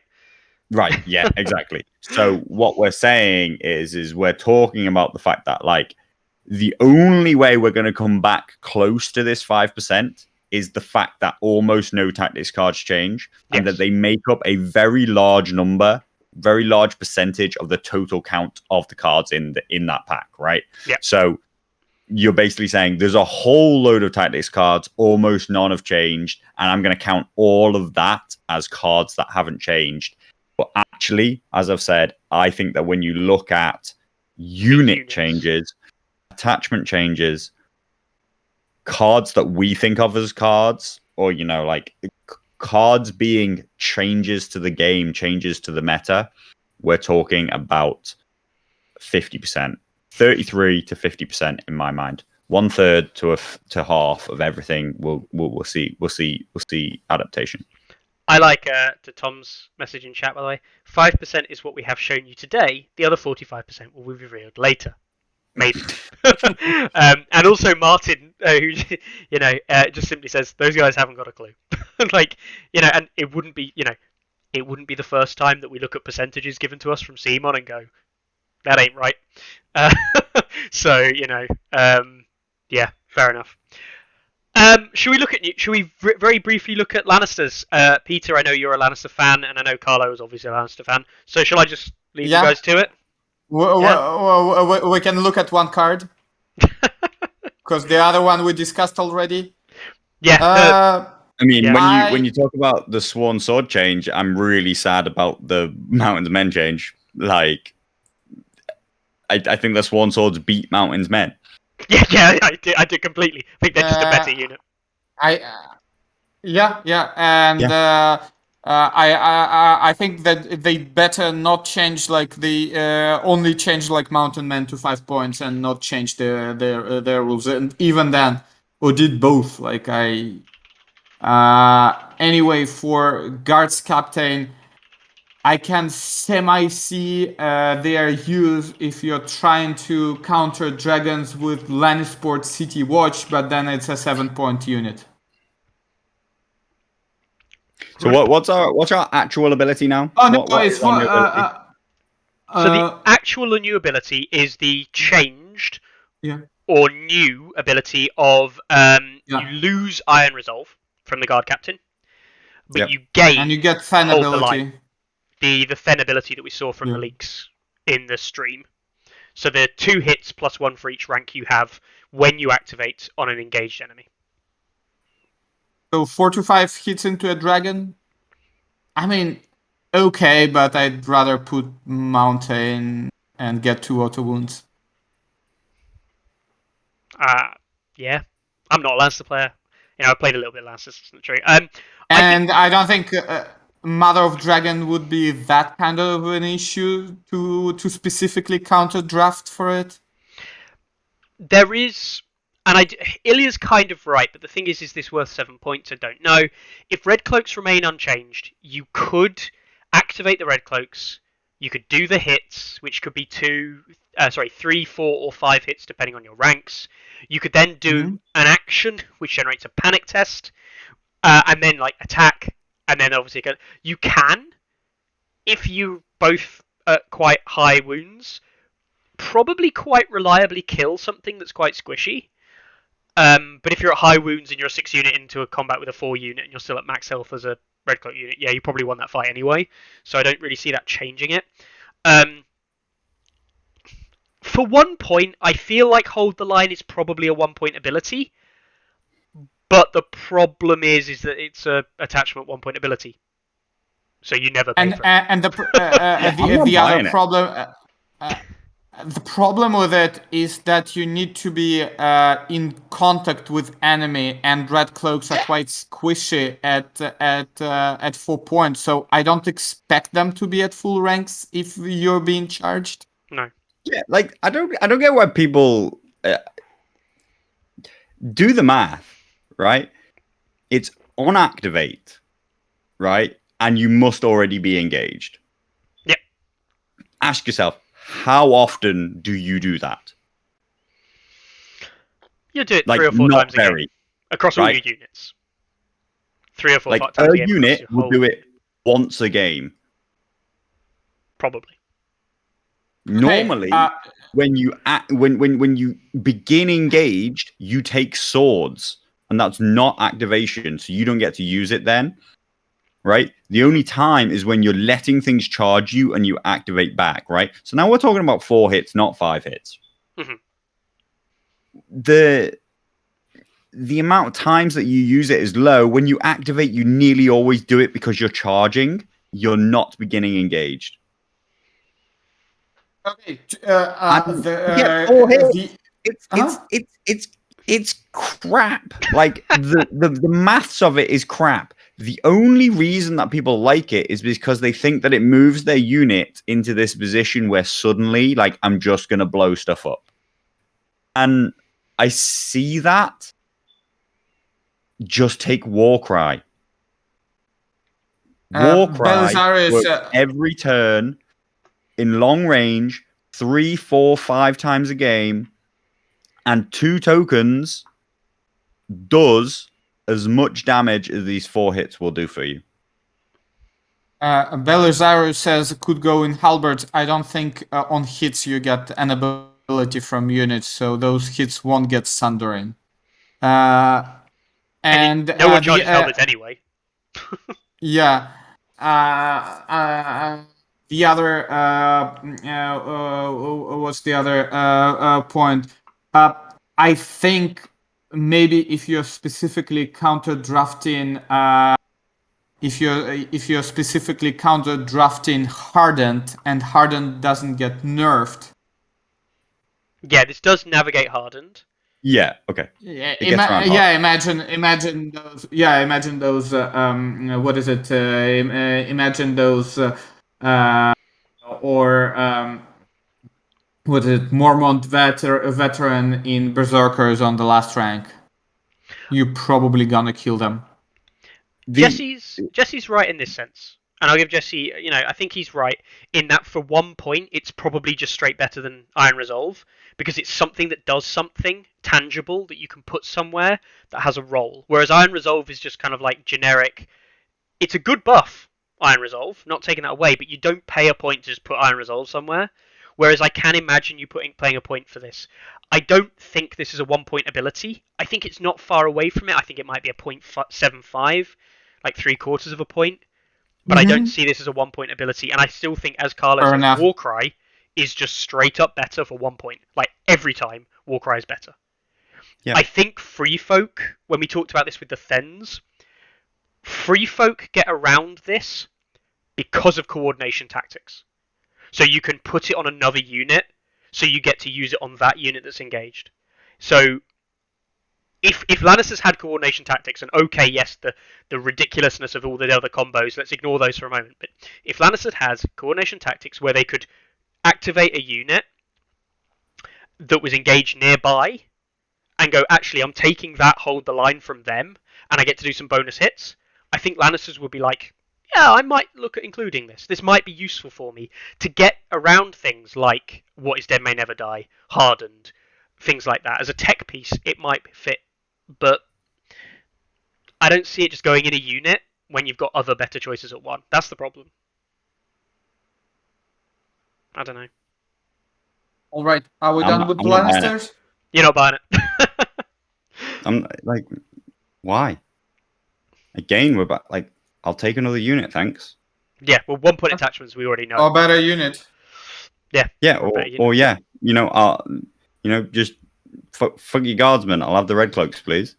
I'll have your land support. I'll have your land support instead. I'll have something else, right? Red cloaks over guardsmen with this. Yeah. There are better ways to spend a point, and there aren't many points in the game, and this isn't enough. Its best use, actually, the best thing that it can do is if you somehow manage to activate your unit, and the activation and these auto hits kill your opponent, and you then get a new charge off of it. But like, that's a very risky activation. Like, you can't be sure that they're going to fail that damage unless this unit is already just like 1 wound or something like that. I don't, Viscus says, like, oh, what about my Reavers charging into this guardsman unit with this unit? Well, that's a 5-point unit charging a 6-point unit that has all of its defensive abilities turned on. It's like, well, why are you charging them? You're faster than them, you cost less than them, charge anything else. Yeah. I mean, I can still use the miniature for a different pose. That's what I do with my guards captains. Fair. It has a place. It's not trash tier. On a shelf. I'm not buying it. The actual question, right, and I think this is better, rather than will it have a place and will it get played or anything like that, because people play everything, right? Is this better than its old ability, Iron Resolve? Yeah. Because as we've seen with the theme of these changes, as the theme of these changes has been minor improvements, if it's a minor improvement and a step into a direction that is interesting, then they have achieved the goal, right? And okay. I think it's an achieving the goal. I mean, the 1 point guard captains were literally never played. Like, they literally, like, almost unplayed. This might see more play, and if it sees more play, have they not achieved what they wanted to achieve? It might not even be better, but I can see it being picked more. Yeah, okay. More people will pick it. Do you know why I think more people will be trapped into playing it? Yes. Do you know why I think people will pick it, actually? And it's a theme I've seen of a lot of these things, is that it's not complete and utter garbage against trash tier units. Things like trappers, any 4-point unit on the board, basically, if it gets engaged with this unit and is like, oh, well, I'm just going to stand engaged with this can activate and go, actually has 4 hits, and that's probably going to be 2, 3, 4 wounds. Actually, this ability might be better than the attack of guardsmen. That's true. Yeah, I mean, like, it straight up is better than the attack of guardsmen. Yeah. Because you're talking 4 to 5 hits, whereas the guardsman profile will generally net you about 3 hits, right? Yeah, but then you also get a panic test. Yeah, you don't get the panic test. True, but like that's why maybe. Mm-hmm. You got to score a wound first, Peter. It's true, yeah. Yeah. My doggos will have to keep an eye out. This I too, attacked guys. with I attacked with guardsmen. The what are they called? The warrior sons. Mhm. Actually, I killed half of the unit because Roose Bolton was there, and they exposed the flank. Abiscius says an interesting one. If everyone gets good but not crazy attachments, maybe more will dabble with alternate build rules. No. Well, fall on you. Now you've been trapped twice. Once you activated the trap of using the alternate rules, and then you activated the trap of buying this guy with your alternate list building points. Like, Yeah. yeah, sure. I do like all these things. Just to summarize it, I do think that this change is a good change. In that, I think they clearly identified something that was, to put it bluntly, a piece of shit, and they've given it a due ability to see if it will breathe new life into it. That's a fine change in my book. If it's still shit, it's still shit. But at least they've gone, there was something bad, let's change it. So, yeah. Okay. All of that side, I'm on board with. I am on board with what you guys are saying, though. I don't think it's good. It's just the right Lannisters sit on my shelf because completed it, mate. Do you know what I mean? Like, it's like there's nothing really interesting going on with Lannisters right now in my mind. The list builds have been explored to death. And the community incredibly quickly came to understand the value of Poor Fellows, Red Cloaks, Flayed Men, maybe Hedge Knights into specific, non-panic based builds. But still, you're talking about Poor Fellows, backing them up. The options are limited and few. The NCUs are continuously the same thing. The commanders are almost continuously the same thing.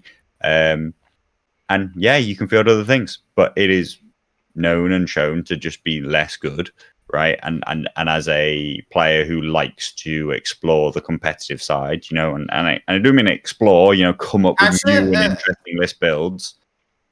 Yeah, go on, Peter. Actually, Carlo,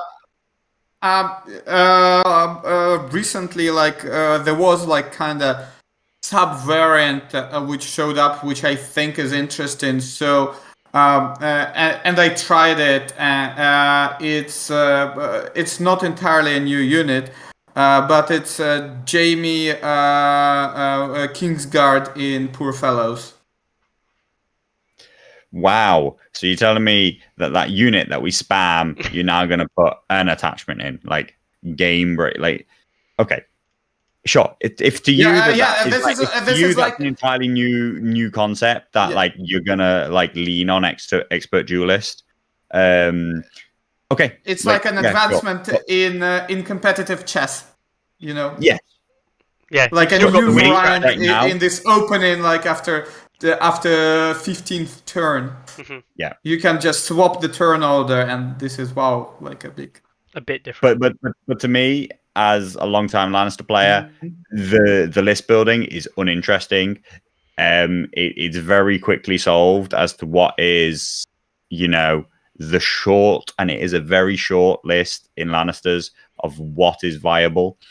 And these changes, I understand that it's only base set stuff, but point is that base set stuff currently sees no use, right? And that's one of the things that makes them so frustrating as a faction. These changes do not make me want to get Lancers off the shelf and try something new. I'm just like, right. Agreed. Okay. Yeah. And as they say in chat, Jamie deserved a little something. The attachment variant, not the commander, the attachment, right? No, I think the commander Jamie. Commander Jamie. Well, commander has like a perfect elo, it's around 0. He's balanced. Yeah, in a lot of ways, the Lannister faction didn't need a lot of changes. It is currently very, very balanced, very central. It's not doing terribly. It's not doing great, but the internal balance, of the faction is shot to shit. Yeah. And and I don't see these things addressing that. I see status quo, and I see Lannisters becoming a very boring faction. As I play more and more and more of the other factions, I become less and less and less interested in Lannisters, despite them being my first main and most played by a significant margin faction. I'm just not interested in them anymore because they are pretty cookie cutter boring. I do actually think it's super interesting, just so people are aware. And I know our stats over the power rankings for the units aren't the most perfect thing in the world to compare, but it is extremely interesting to go and have a look, and I recommend you all do this. Within the top three, we see, to no bloody surprise, Poor Fellows making up number 3. Flayed Men, which are basically a Lannister unit at this point, coming in at number 2. Tycho, who's NCU for everybody, comes in at number 1. And then you see the Champion of Faith in at 6. They're all top Lannister picks. You then go to the bottom of the list, and the 3 rated worst units in the game: Guardsmen, Mountainsmen, and Halberdiers. So they have basically the top cookie cutter units, 2 of which aren't even like local to them, and an attachment which is considered very strong. And then they've got a bunch of crap. And the crap is crap. It doesn't win. And the good stuff is good. It wins. Carlo's right in saying that it's cookie cutter, in that obviously it's not as simple as arguably, that. But, okay, like for a ruse build, you do need a unit of guardsmen. Maybe. Exciting times. Yeah. We might as well talk about the fact that, like, in a Mother of Dragons list, you get to pick what unit Mother of Dragons goes in. It's like, right, brilliant. Mother of Dragons is also incredibly boring. 21 points are spent for you when you first start. You know what? So are Lannisters. 20 points are spent for you. It's called Poor Fellows, Flayed Men. Add the rest of the 20 to your choice. 12 of them are going on NCUs because they are by far the most heavily into, like, 3 NCUs is a great choice, in my opinion at least, kind of faction that's out there. I don't. Yeah, you're right. You know, like they don't need changes competitively speaking, but they need changes to make the faction interesting, to make the faction have good viability and good life and good longevity. I'm very glad that I'm not a Lannister only player, because I think that they're a very stale faction. I do expect that the majority of their changes come from units that we haven't seen yet. As I said, I expect that nearly all their other units will change, and presumably they will make me want to go and have another go with the faction. But not if it's all nerfed, because I think what is it?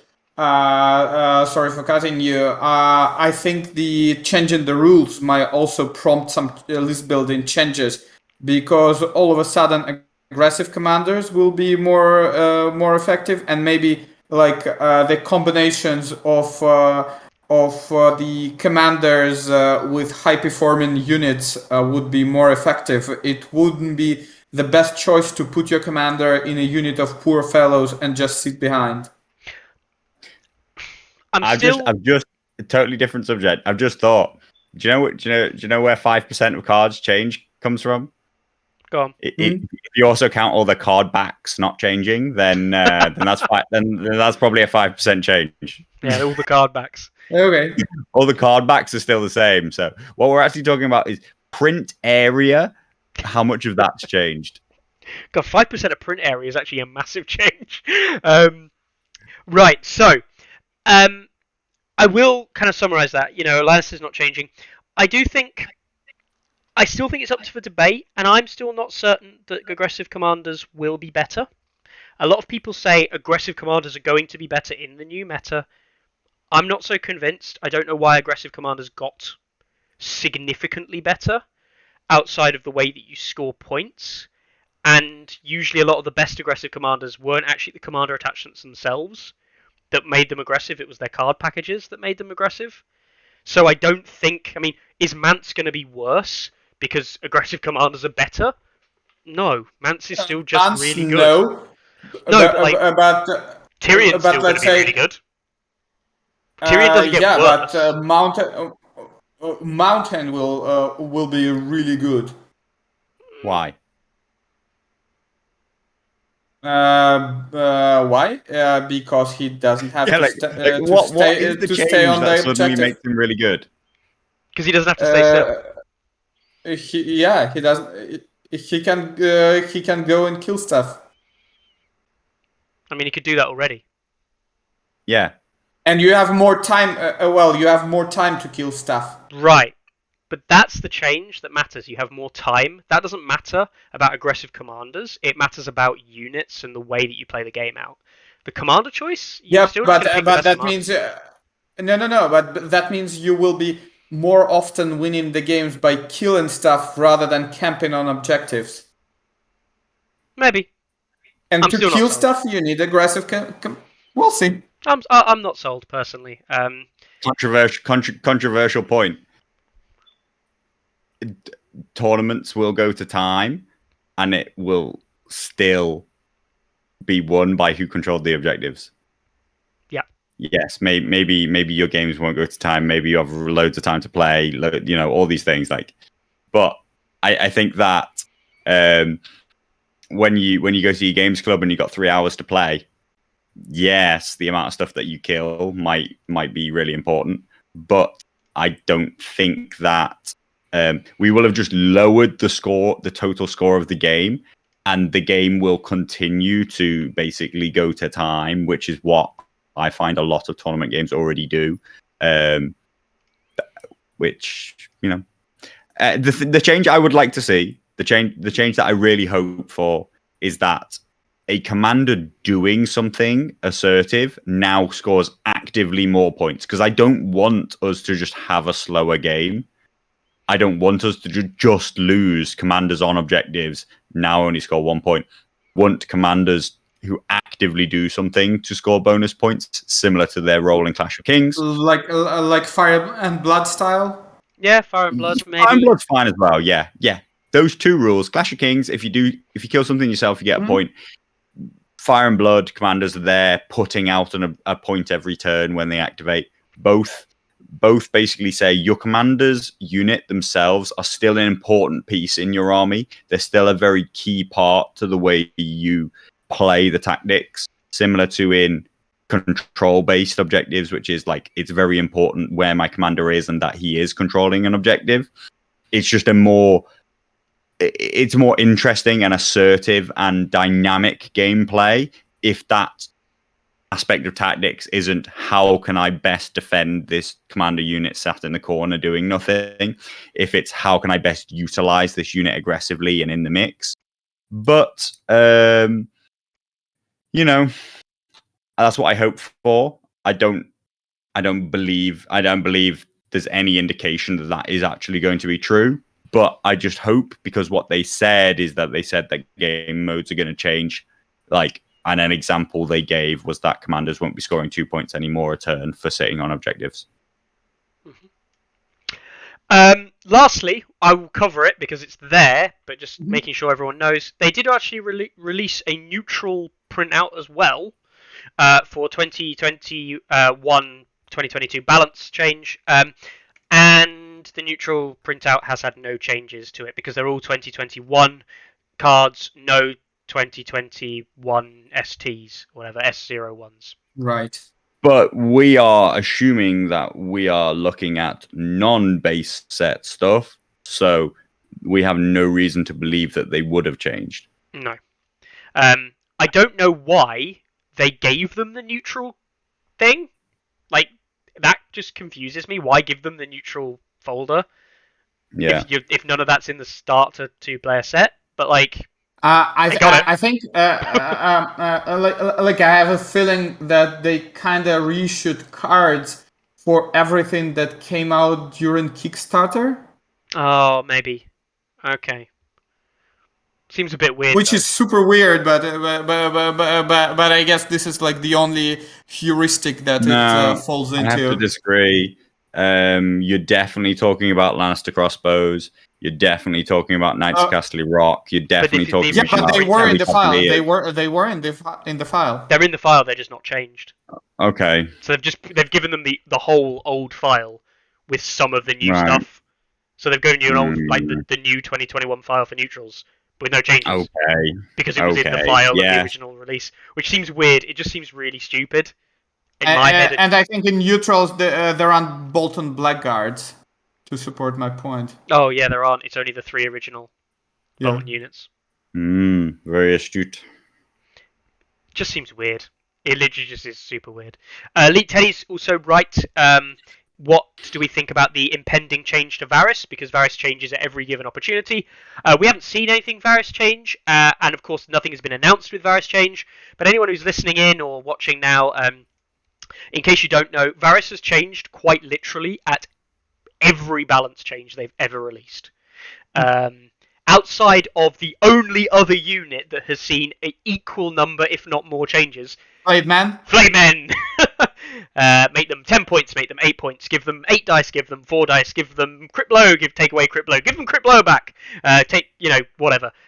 Flame Men have literally had every ability under the sun, I'm pretty sure. I'm pretty sure Flame Men used to have Embolden. I'm 90% sure Flame Men used to have Sundering. In fact, if you go back far enough, Flame Men used to have another special ability called Hold the Line, which is when they activate, they do hits based... No, I'm just memeing at this point. Yeah, so... We'll leave that there for changes and things, though. Thank you very much, Peter. And we'll move on to the last thing that Peter wants to engage us with before I can send him away and me and Carlo have to carry the rest of the show, casually 3 hours. It's the Warsaw Open, which happened this weekend, just gone. A 14-player Polish event that happened, strangely enough, in Poland, in Warsaw. It's basically the closest that we've had to an attempt at creating a national tournament, right? It didn't get the player kind of pull that you perhaps was originally wanted. I know you had a lot of people... I think we didn't have anybody coming from outside of Warsaw and the closest surroundings. Mm-hmm. Which is obviously, a little bit of a shame. But what can you do? Not everyone turns up to events, right? And I know there are a lot of people, there was 5 or 6 people who said they were going to come in but couldn't make it on the day, which kind of sucks as well. But how did it go? Was it a good event? Did you enjoy it? It was. Absolutely. Especially the first day when I still had a chance to win in. Mm-hmm. Before I miserably failed. Especially my favorite game was the third one. Mm-hmm. Against Nightwatch, because it was a very unusual roster that my opponent had, and because it was a massive comeback. I sort of I was oh, just one NCU, but I forgot it's one NCU Nightwatch list. Man's mental. Yeah, exactly. That's what happens to you.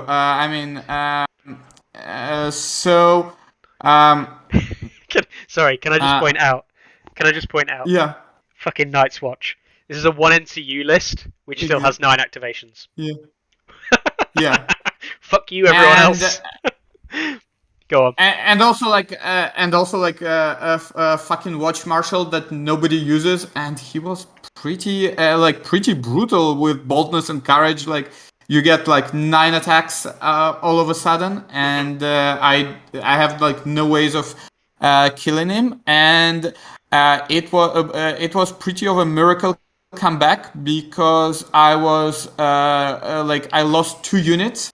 And then was able to win. Before I lost 2 before my opponent losing any of his. Mm-hmm. But then I think Jamie was was an MVP there, frankly, because he killed one of the watch captains, reducing the activation number and boldness and courage, and then killed the commander. So so my opponent couldn't score the point, so I had I had enough opportunity to not lose by points. And yeah, that was pretty fun. I love those swinging games, and I love those games where actually stuff get killed. Mhm. And Pavel in the chat says that there were heavy Night's Watch restrictions. Mhm. Relentless yeah, melee, it's only one attached card for Night's Watch. Is that true? Yeah. yeah, and then there was a third restriction that Mother of Dragons doesn't reduce their cost. Oh, wow. Okay. That makes a lot more That's why sense. we see no Targaryen winners and no Night's Watch Nightwatch winners. winners. Yeah. And we see Yes, free folk dominate. We see free folk take 1, 2, and 3. Mhm. Yeah, Yep. yeah. So basically, basically in that case, just free folks totally dominate. Also, we had like pretty good players who were playing free folk. Mhm. So that's that also adds to it. But things like that I have felt that when I played with Free Folk is that I really hope what is it the insignificant will go, because it's a rule that I was playing the fourth game with Marsara. It was Feast for Crows, and I was super excited, like Lannister against Free Folk, Feast for Crows, there we go, my best chance. And then what I didn't realize is that, it was like, I think, the second in 10 games that I played for Feast for Crows where we didn't forget about placing the corpse piles. Mhm. And the problem is that killing what I didn't realize, and what was a good play from him, but which was a very kind of negative play experience, is you kill a unit of free folk, and this is beneficial for them because they just put a corpse pile in their back and take the VP. Yep. And I mean, that's why I actually think believe it's that Feast of Crows is quite a problematic game mode in its current iteration in general. Never mind with Insignificant. Insignificant just highlights an issue which already exists in general, which is that almost every faction chooses to play a paired asymmetrical deployment, and you move forward and control your own objective with your commander, and then whoever kills the first unit is now in the bad position because their opponent now turtles away from them, controlling 2 objectives while they are left trying to force through. And it's always much easier to play that defensive position than it is to play the aggressive position. But that's kind of an aside, and free folk do it best because they can throw insignificant units in the way continuously, and they don't even take the 1 VP loss for that trade.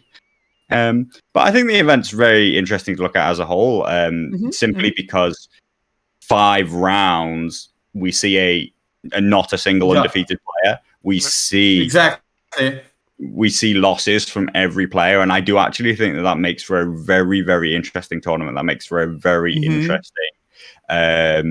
You still have a shot for a win, even if you lose a game. Yeah.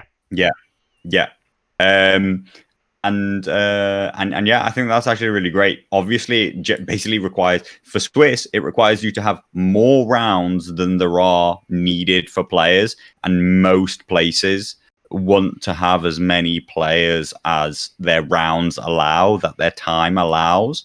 But I do think that there is real interest and scope for people running 5 or 6 in the, 5 in this case, 6 in, generally speaking, very manageable across a 2-day period. People running 5 or 6 round events, despite only having 20-30 players, which in actual numbers says you only need 4 rounds. But running that 5th and 6th round can really give everybody a chance in the top half to have a shot at the person who's currently undefeated. And I think that makes for a much more interesting and exciting event. I like it specifically because I feel it navigates what we currently see in the meta as somewhat of a problem in that it mitigates a bad matchup, right? If to put it Right. bluntly, we already know Night's Watch are very strong. We already know Targaryens are very strong. If you get matched up against a Night's Watch or Targaryen round 1 in an open event where you're both coming in undefeated, 2 players, you can only assume you're going to play against an average player, and you're facing against a faction against like Night's Watch or Targaryen, and you're running something like Starks, you're probably just out of the event. Like round 1, you're just done. You know what I mean? And that's not true in all cases. But in a lot of cases, that happens. People just come up against a Night's Watch or a Targaryen opponent in round 1, and they lose. And I could say that true of like Baratheons having to face Night's Watch in round 1. Or sorry, Baratheons facing Free Folk in round 1. Or Baratheons facing Lannisters in round 1. Or Neutrals having to face either of these things in round 1. Or Greyjoys. Baratheons facing anything but Baratheons in round 1. I know, right? But like, when that matchup comes in at the round 1 where you haven't had any opportunity to really like do anything, and you're stuck, especially given the polarizing nature of Othel being like it really is like almost an auto win against certain factions. Obviously it's never that simple, but it does mitigate that. It means, oh shit, I'm a Baratheon player and I drew into Mother of Dragons and I didn't draw good cards, but it doesn't matter that I lost that game because I'm still in contention to win if I can still get the luck and things later on in the tournament. And that's good. That's always a good thing because the matchups are so polarizing. In a more closely contested field, if we assume that 2022 fixes the balance issues and nothing stands out, let's pretend that we're there and all 8 factions are balanced and perfectly kind of like equal. You wouldn't need those extra rounds in most cases because there wouldn't be good and bad matchups, you'd hope. But the game's not like that. And it does mitigate that. And I think that's a good thing. I think that's a really good thing. I think that having somebody who makes it to top tables, even with 1 loss, because they've had that opportunity to try and recover and get back, is a good thing, in my eyes. Yeah, well, it's not what technically happened No. here, because I think Marsara just lost the last game. Yeah. Whatever. But Korax, so he played against Korax in the last round. Free Folk. Yeah, and Korax had lost a game as his first game. Which, again, he played into Khal Drogo as a Targaryen player, and he lost it. But he still made it to the top table for the last round because he was the next best player on the list, and he got a win. And because of that win, he ended second in the event. He didn't win the event because he didn't overtake Masara because of secondaries. But he gave him a win. And that was all he needed. If Korax can get a slightly better margin of victory against Furioku or Masara in that last game, he actually wins the event. The other thing about scenarios, just like for Feast for Crows, the reason why I dislike it, dislike this rule about corpse pile, is not even how it's implemented, but that you always forget about it. That's true. Yeah. That's true. Like there are more games where I forgot it than I remembered, and that's really frustrating. Then you think of it like 2 rounds later. The other mode, like the first game which we had like Here We Stand, and people and people were okay, reroll. Or but at the same time we were like, but it wasn't like in the rules of tournament, so we should play whatever. And think about it, I played this mode twice in my life, both on the tournaments. I win both games, and I hate it. I mean, the game was. Don't get me wrong, the game was great because I met a very skillful Targaryen player. And I had a list specifically built against Khal Drogo, and it totally worked. So I had this feeling, but I had bad feelings about the mode itself. One thing that I particularly hate is that basically I'm playing this like arithmetic game, like competitive knapsack.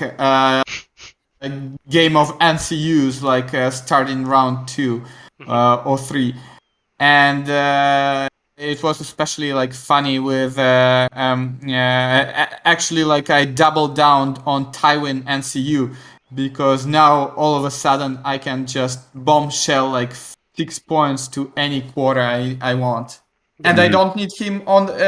I really don't need him on the tactics board. No.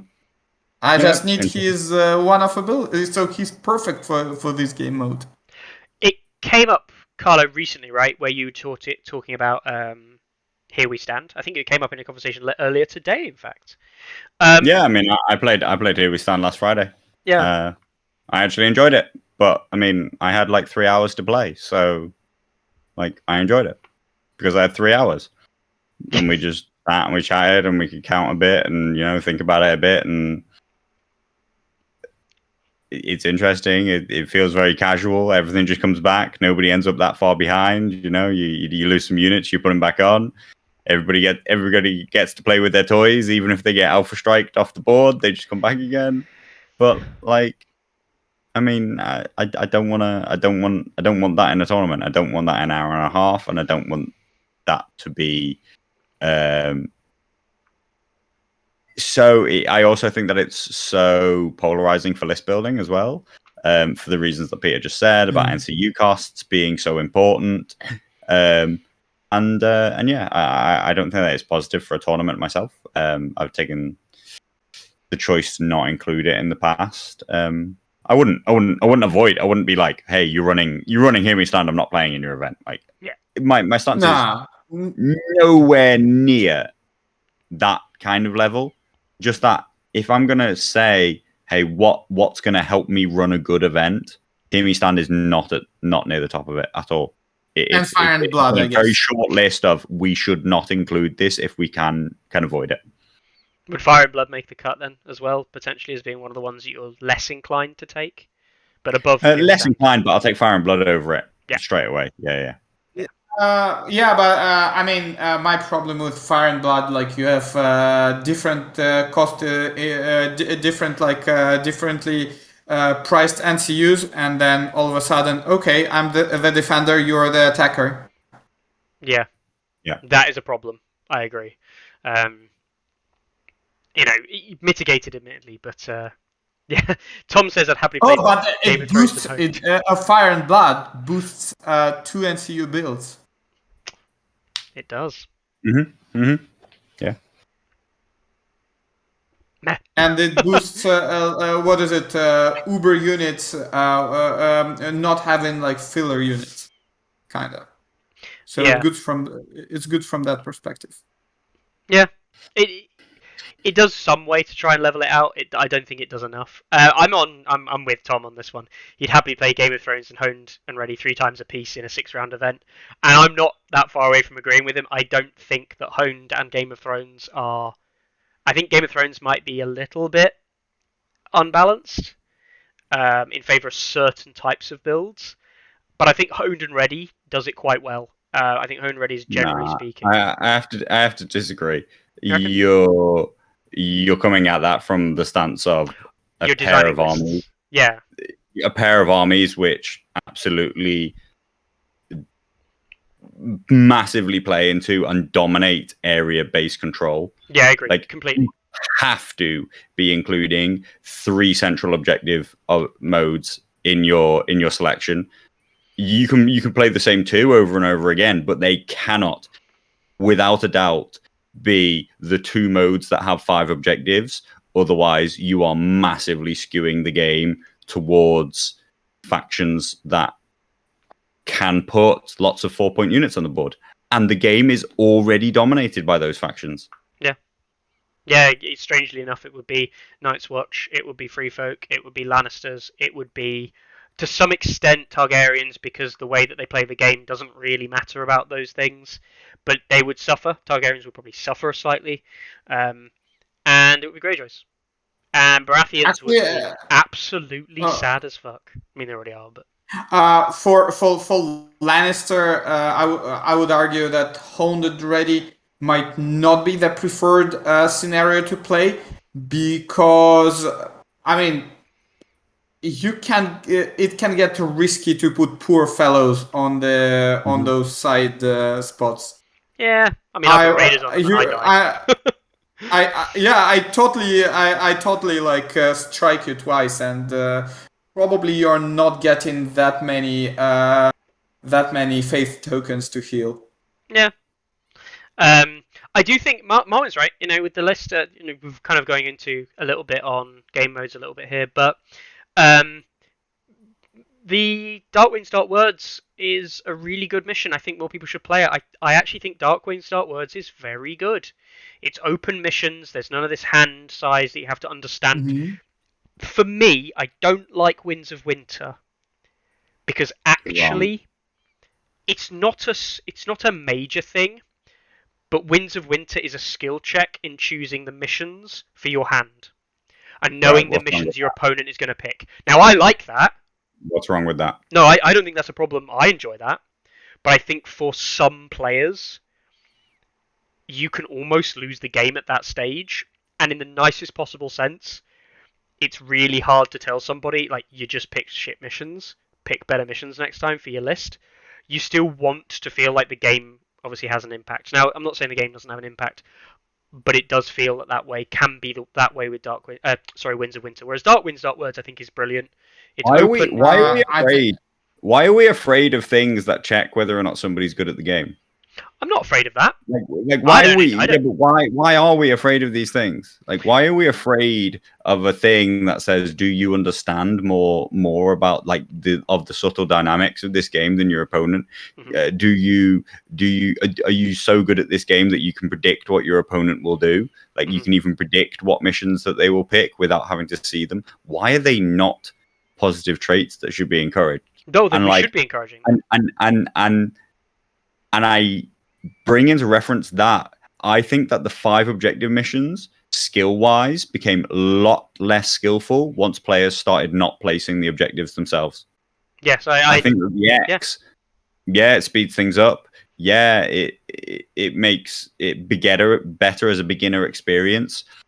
Yes, the idea that an objective would be placed right in the corner and then held by, XYZ unit, a dog or whatever back in 1.6 was like what happened is, has its extreme point at which people are like, oh, that's negative. But the understanding and the way that you could choose to play backfield objectives, you could choose to front load the objectives in the center of the field. You could even choose to make the battlefield asymmetrical so that you can choose to load them onto one side or the other to offset the fact that you might want to be an attacker or be a defender, whereas your opponent just wants to play in the midfield. All of these things gave you more checks and more ways for you to counteract what is otherwise a luck or a list build matchup decision on the game. Like, bringing more decisions into the player's control gives them more ability to upset what is otherwise just based on balance and stats. Mm-hmm. No, I agree. I 100% agree that I preferred... What I personally like about, it's always hard for me to play it because it's unlike all other scenarios. You're not obsessed with the objective control as much. And the other thing is that you're, you don't get, this is the only scenario where standing with commander on objectives didn't give you any benefits. So from that perspective, it's interesting, and it's unlike anything else. Like, so you need a completely different skill set to play it than others. I mean, both good and bad, but probably more good. So but I think in 1.8 it wouldn't differ that much as it did again because of the of the commander unit holding objective losing its importance. Mm-hmm. I think to say fear is certainly the wrong terminology. But like, yeah, clearly I got everybody's Everybody's Jimmy's in a twist with that one, didn't I? I'm not scared. It's just not fun. Well, Okay, and I think that's the point, though, right? Is that same thing. Winds of Winter just isn't as fun because of that added pressure on that choice. And I don't care. I love Winds of Winter. I've always been a big proponent of Winds of Winter, even back in 1.6 where people absolutely despised it. I've always been a fan of the secret missions, and you're right. I preferred placing the objectives rather than the X, but it standardized the game, and for the generic player, standardizing a game mode and standardizing the way that it plays out, with some variance in case of Game of Thrones, like you've got the objective cards coming out to spice it up a bit. That is a good thing for what people want because it's standardized. I don't necessarily think that it makes it better, but for the average player, it makes it better for them. I do agree 100% that I think it does make it easier. I think it's less of a skill check, as you say, and I do think it adds less skill to those parts of the game. But if it raises the overall player's experience, maybe that's not a terrible thing. And I think Winds of Winter still does that, and we have to go with what people are saying. Some people really like Winds still, right? But it's still, like Winds. Yeah, it's still probably, without checking the numbers, and feel free to correct me if I'm wrong, but I'd probably go out there and say, outside of Storm of Swords, it's probably one of the least played scenarios. Storm of Swords doesn't really count, so. And if it's the least played, it must be the least played for a reason. It and Here We Stand are probably the two that just don't get played. And Here We Stand takes, because people know it takes forever, so they don't. Also, Dark Winds, Dark Words, but Yeah. It's probably, I don't have the numbers up, but I imagine Dark Winds, Dark Words is probably only marginally over Winds of Winter, to be honest. Yeah. But it will be the more popular. Yeah. Marginally. But yeah, I think that's the only reason why, because it's not standardized, because there's this element there of unknown. And generic player A and generic player B, if they draw Winds of Winter, they're going to be like, oh, let's just pick something else. Yeah. I regret including Winds of Winter in the LGT. Really? Only because people are so unfamiliar with it. 1 hour into the game, people hadn't even started because they hadn't picked their missions. Yeah. No, I agree in that sense. And I understand that I'm being like entirely elitist and entirely not beginner friendly, but you come into a fucking tournament, you should be able to pick your missions in a time. I didn't even comprehend this idea that I basically should have put a time cap on your time to pick missions. I should have said, like, if you haven't picked your missions by the first 5 minutes of this round starting, I'm going to walk over and tell you that you're playing mission 1, 2, 3, and 4. With the other right, two. Yeah. That is the only way we would have been able to achieve Winds of Winter in the same time that we achieve all the other game modes. Yeah. And like, but like that's the thing. Like, if people don't know the missions, yeah, then they still shouldn't be taking half an hour to pick them because you can't be learning and coming up with a strategy on the spot. Like, if you don't know them, then just have a look and go, oh, that one's cool. That one's cool. Yeah, I could do that. Yeah, I could do that. Great. But I understand that is not friendly towards anybody but the people who really want to go to a tournament to test who knows the most about the game and who is the most skillful at the game. But that is what I would like tournaments to be personally. I understand that a large proportion of other people don't want it to be that. They want tournaments to just be a way to play the game. And that's fine. And you know what? That's just as valid, if not more. We'll move on to what you're saying there about Adepticon in a minute, Carl. But final thoughts, Peter, on the Polish event that you attended. What do you think? Do you think it was a good time? Yeah, absolutely. It was the first time when I all the games that I played were super tense. Like, I never had a walkover. Instead, I got beaten twice,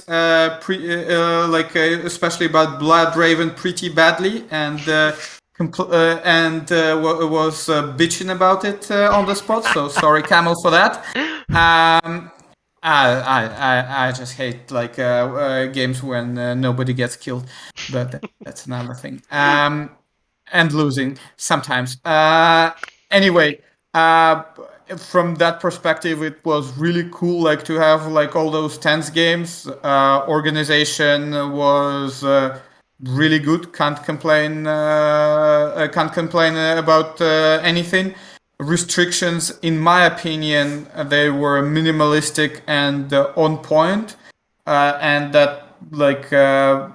I mean, with Free Folk, I hope in 1.8 they will get they will somehow get restricted, and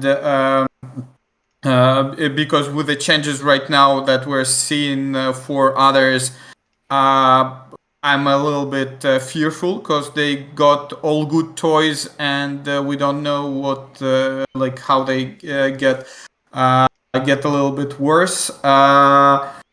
Other than that, I guess like yeah, it was a great time, great way to hopefully finally say goodbye to 1.8. Yeah, well, I to answer the question, got bet by Blood Raven and Marsara, so I shouldn't feel too bad about it, I guess. And yeah, looking forward to 1.8 to come. Hopefully, it will land this week, so we can play our. Yeah. So then we can play the new upcoming tournament just next Saturday with the new rules. Otherwise, we'll have to play ELO. Big doubt. Yeah. I guess like I'm just like in minute and a half, I'm saying a lot of things to trigger like all the people in the chat. I already like see. Yeah, I mean we skipped over it, but first questions was whether or not I still believe that the patch was coming, and the answer is no, I don't. Yeah. Doug, here's the thing. I had like absolutely no say on those restrictions. I wasn't organizing this tournament, so I mean, and I wasn't playing Free Folk, so I mean, hard to blame me, I guess.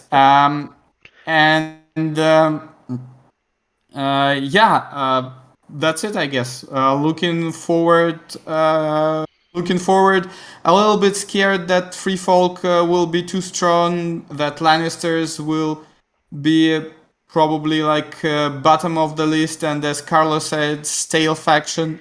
We'll see. Hopefully, like that. I really love them thematically and aesthetically. That's it, I guess. Thanks, guys, for having me. What? Are you buying the new starters? Yeah, at least one, and then hoping to win another one. Just to get loads of skulls. That's a little bit. Cool. I mean, yeah. Hoping like to come to LGT. Awesome. That was like a spoiler about starter. So yeah. I hope the game will get better and we'll have even more fun playing it. Fantastic. Cheers, guys. Thanks for having me so often and having me today. No, it's all right. Now, enjoy your little LGT conversation, I guess. We will do, among other things. We will. Thanks for being on. Thanks again, Peter. And, shout out to anyone else who has like a reason they want to come on. Feel free to get in contact with us. I'm sure we can schedule time. Because Peter's been on plenty of times because he asks. Simple as that. He has interesting things to say and he goes, can I come on today? And so he's here. So thanks again, Peter. And we will catch up with you, no doubt, in the future when something interesting happens, probably in Polish. Of course. See you later, buddy. Because we got all the great stuff before you guys. See ya. See you later. Right then, guys. So we are going to leave Peter there, and we're going to jump on. Carlo's gone above me, but it's fine. Cool. Yeah, I've just flipped positions. I know.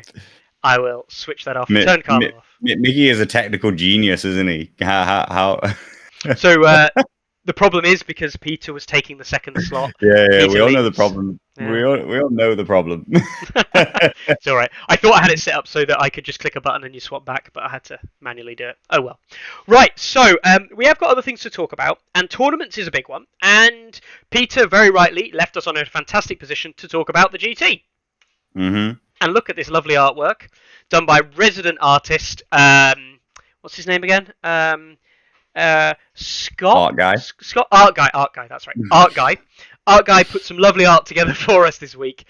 We see this lovely piece for the ELO. Yeah, it's an ELO event. You can see the best part about this, right? Can I just point out?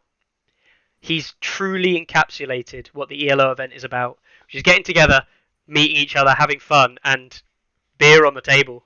Beer on the table. Good shout. I thought he truly encapsulated what ELO was about by putting E.L.L.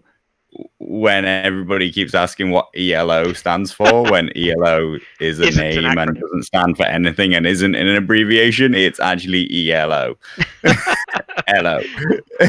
People pronounce it ELO because ELO sounds a bit weird. Yeah. So Scott really understanding the history of what ELO is there. He just likes to give you more questions. But yeah, there's the lovely page for the ELO or ELO tournament. Tickets sales wise, what was the last update that we had? I think we're to 40 now on the ELO event, 40. and just we're over 60 for the main event, or within those numbers were basically within the first week. So both are looking really good and healthy. The sales, the tickets for ELO, of course, cover the ELO and the Invitational. You know, the guaranteed spots for the Invitational, the ones that have been handed out and accepted, are, you know, in the numbers of 6, 7, 8 at most. So, you know, like people who will have bought ELO tickets for the Invitational is counted in a handful. So the ELO itself will be probably a 32-player event. You know, it hopefully we'll get beyond that as a bracket, but that's a huge increase over the last year. That's more than twice as big. Which is unsurprising when we look at the main event, and we're hoping that will be more than twice as big. We ended up with basically 50 people last time, and we're expecting a post 100. We're expecting over 100 people, and we're now really just going to start pushing it for the rest of the month. There's the prize for anybody that signs up within the first month. You have a chance to win a faction starter of your choice, as long as Leet Teddy can get hold of it. Basically the requirement. But yeah, absolutely, if you're on the fence, come along and order a ticket sooner rather than later, because we will still look at it and see the best way we can do it. But we are looking to maximize a 128 bracket, and it is possible that the tickets will sell out. You know, we will come to that as the numbers get closer. We will start to warn people about that more. But we have already exceeded our expectations. We've exceeded our expectations when we said, you know, like this tournament can grow as big as you want. We don't actually, you know, like we'll maybe talk a little bit about organized play and stuff like that. We constantly say that like they're trying to run an event like too fast, too early. One of the things that we realized is that like trying to run more than a 128 right now would actually, we're not ready for that. So what we want to have a as close to possible capacity 128. The thing as well, which I'll mention now, if you're a bit on the fence, the flexible tickets are available. So even if it's a case where you buy one now in an investment and say, actually, you know what, it might be closer to the time, I have got things going on at that period of time, there is always the opportunity to, unfortunately, you know, as much as we would regret it, there is the opportunity to give your ticket back and get your money back for that ticket. So that's not the end of the world. There is that option. Also, this is something that I believe did happen last year. Am I right in saying that ticket prices actually went up for some events? And that's not decided by us. We don't decide that. That's the GT that decide that. I don't think we're interested in raising ticket prices from what I remember. We certainly didn't do it last year. But for example, the 40k tickets went up by like a fiver, didn't they, or something like that? Yeah, After the I don't first remember couple of the months. exact numbers, but Yeah. yeah. So that again, that's not our decision to make, and we won't be looking to push that onto you guys. But it might be a question we get asked or said, look, we need to raise ticket prices. Now, which we'll obviously avoid stinging people with that best we can, but that might be an inevitability. Yeah. So get it while you can, and while you've still got a chance to win a free starter, which is like, pay £40. Was it £40? Yeah. Get a free starter for like £70 worth of kit. Profit! 30 quid! And Absolute whatever profit. you win at the event, which, if it's anything like last year, will be at least one unit box, probably. To answer Bloodraven's question, yes, we're looking to run a 7-round event. Unless we really think that we will be above the 64, like it really seems like a dead cert now. And we believe that 7 is the limit. A 4-game Saturday, a 3-game Sunday is as far as we are happy to take it this year. We think that we have time for that and we can run that.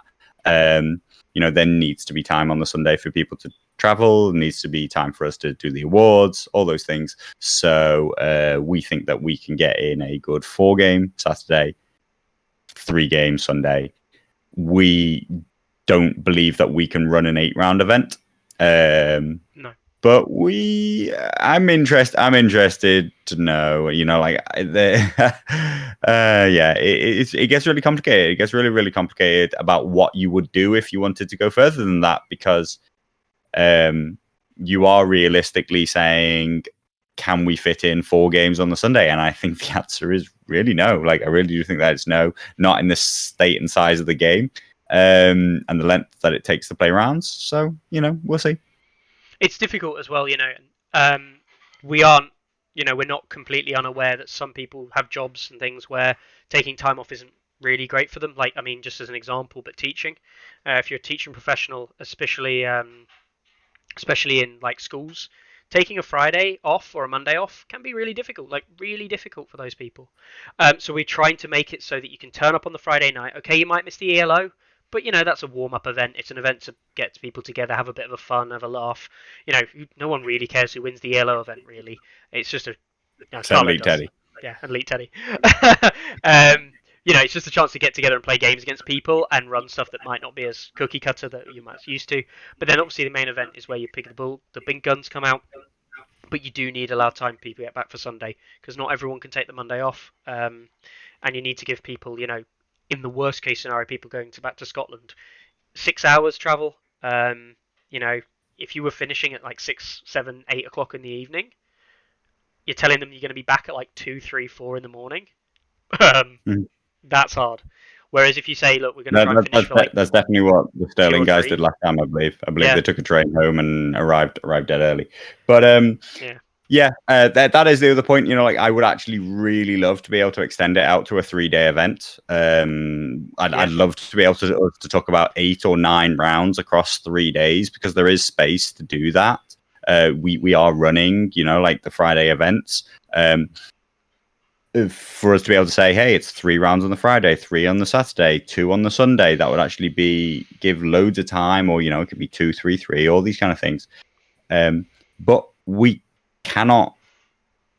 The requirement of making it a 3-day event, the requirement of needing people to be there for all 3 days, is just a barrier that actually isn't good for the community, isn't good for all members to try and make it. Hilo asked, how many games will you play if you play in 11, ELO right? or Invitational? Invitational will be 4 rounds. The ELO will be 3 rounds. If you're a sweaty Invitational tryhard, then we hope that you can handle the pace of the 4 rounds on already a compressed Friday. We don't have the same expectations of the more general catering of the ELO event. But yes, you will either be playing 10 or 11 rounds across the 3 days. If you're he says it's a graft. Yeah, if you're an invitational player, then we're giving everybody else a chance to beat you in the main event by trying to melt your brain on the Friday before the main event starts. So come to win the Invitational and then just see if you can stick it out in the main event. That would be good, wouldn't it? Yeah, no, it's a lot of games. I'm looking forward to it. I'm really hyped for the event in general because you can just get into see people and see all the crazy things. And on the note of the Invitational, these are the formal invitations that are being sent out. These will be going to all the players who got invited. I don't know if we're mailing them out or emailing them out, or we're just sending them out at the time when they get there. I don't know. Will we be playing in the ELO? Last year, Carlo played in the ELO while I ran it. This year, if things go well for me, I'll hopefully be playing in Invitational. But probably not. Or if not, I'll be running the ELO. So I won't be playing in it. And Carlo won't be playing in it this year because he'll be running the Invitational. He may be up for a later game, like chill game or something, but we'll see. It really depends on what Carlo wants to do. Because there's a good chance Carlo will go to an event. Flesh and blood as usual. Flesh and blood, yeah. There's a good chance Carlo will go to an event where there are 11 games being played pretty much back to back over the course of a weekend, and he will never play a game of Song himself. Which, is pretty sad. These are going to be awarded to players at events. So please, all the players will be getting these when they turn up. We will not be accepting any counterfeits. Some people have absolutely nailed the counterfeit game already. Here's one previously counterfeited by Spiker. Masterfully done. If it wasn't for the fact that I know Chris's handwriting, I genuinely think that could have been passed off as a real invitation. But this is like Charlie and the Chocolate Tree golden ticket fake controversy here, isn't it? But yeah, accept no imitations. So yeah, those will be going out to people at the start of the event to have their those. So those are the cool graphics that finally our graphics guy decided to get going. And feel free, if anyone needs a copy of these, they're all on the GT Discord. But feel free to ask, and we can give you copies of these. And you might want to print them out. Am I right in saying there are some things that are more print friendly that Scott has? Like, I don't know. I might be making that one up. I'll talk to him about it.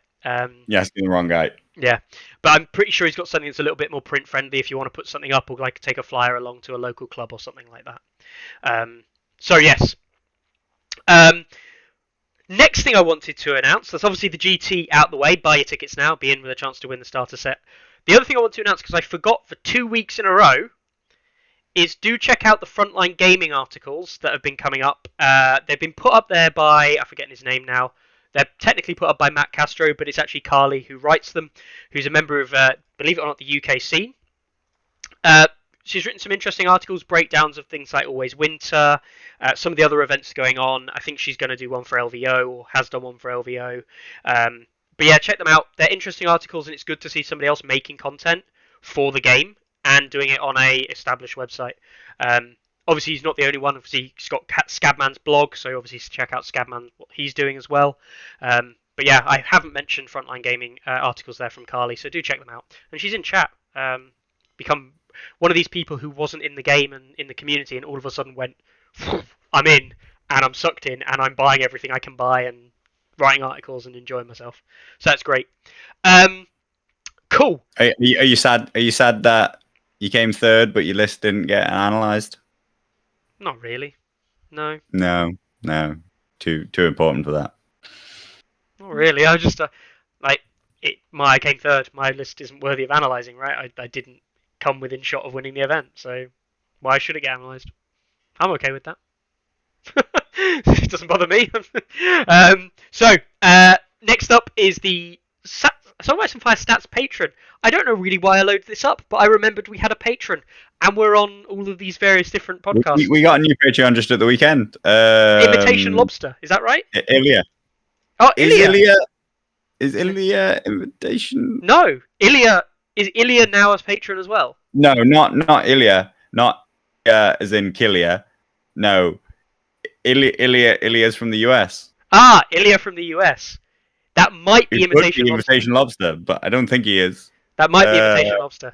But yeah, I know Imitation Lobster joined the Stats Discord today as an orange name, so as a patron. So if it is Imitation Lobster, good man. If it's not, then also good job, Ilya, if you're two different people. um, it's very confusing. But yeah, no, obviously we got the Patreon. We don't advertise it enough, and we don't push it. We would never by any chance say that there'll be any Patreon stuff that you're going to get exclusive. That's like, oh, Stats has got a whole web page thing that you don't get to see because you don't pay us. No, nothing like that. The only thing you really get access What to. you say that, but I was actually thinking about that. we haven't done it recently. I haven't done it for a long time. Yeah, because I mean, like, I never particularly asked the Patreons why they contribute, but you know, in my mind, you know, it basically makes the website break even as opposed to a loss, you know. So you know, that there are if the question that often comes up is why is find a list not working, right? And the truth of the matter is because every time you click that button, it is a massive load on the back end to the point where like I either massively increase the amount of resources that is allowed to use, which would fix the problem, but a whole rewrite in the way that lists work, and that may or may not come in time for list builder changing. I may be able to make it better, but if I can't make it better, then I may reintroduce it as a Patreon only way, because the point is that they are contributing enough that like it's not a cost that, you know, they should be precluded from. But if there are thousands of people who come to the website every month, every week, in fact, actually, and if they all just go and ask for these lists, then I'll actually go bankrupt. Like, guys, I'll go bankrupt. Like, I'm not even joking. Like, I can't afford that. So, you know, like, if if you want to contribute to the site, then that's really, really great. You don't have to. I'm not trying to. I'll never try and make you pay to run a tournament. Never make you pay for like what I consider the things that Stats is trying to achieve. But there are some things that just like they require so much of my cloud computing allowance that basically they're too expensive to give to everybody because the site to put it into perspective, I believe there are about 60,000 lists on the site. Like, it's a lot of lists. I can't let you search them, otherwise, you know, that'll be a problem. I could, there are so many improvements that I could make, but they're all time, and I don't have as much time as I used to have. But you know, like the more people contribute to the Patreon, the more time I can put in. So I thank everybody who has, and there have been since we launched the Patreon just over a year ago. There's some people who've been there since day one, and they really have, you know, become a really good part of what is the Stats community on Discord as well. We chat a lot. Yeah, I'll be ever grateful. But yeah, there's no pressure. I will say that is the biggest perk. Is there's a couple of Patreon channels on the Discord which people may not be aware of, but absolutely fine. But we know the main one has like a general Patreon chat, which is just an extension of general chat really.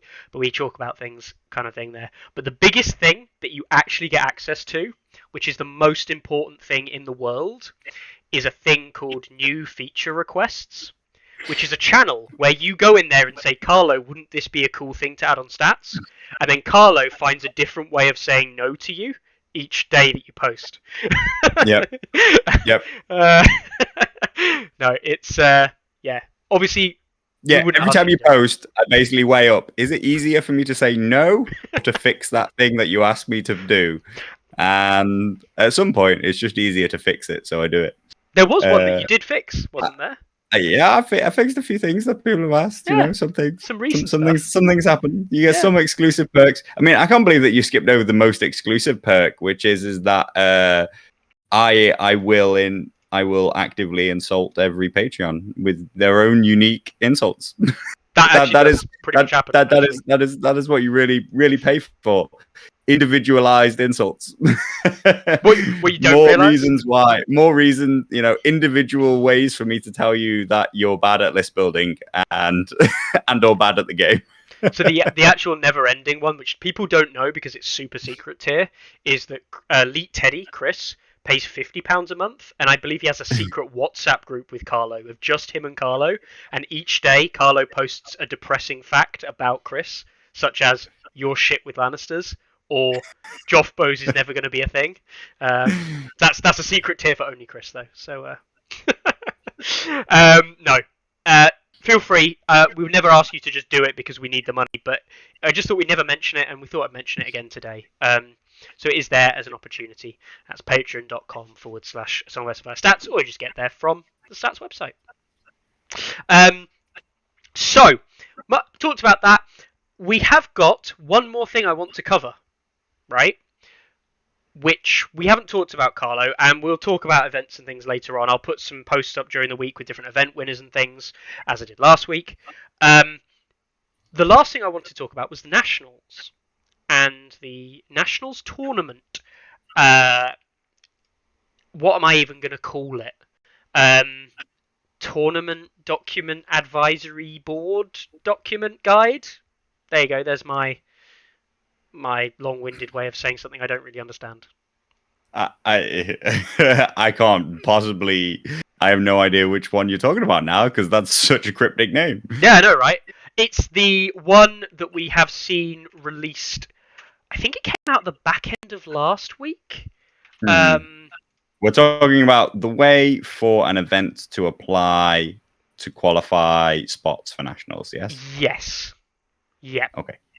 The one that how you qualify, and then we're going to talk about Adepticon quickly as well. So, Nationals, a document was put out, and I actually can't for the love of God find it now.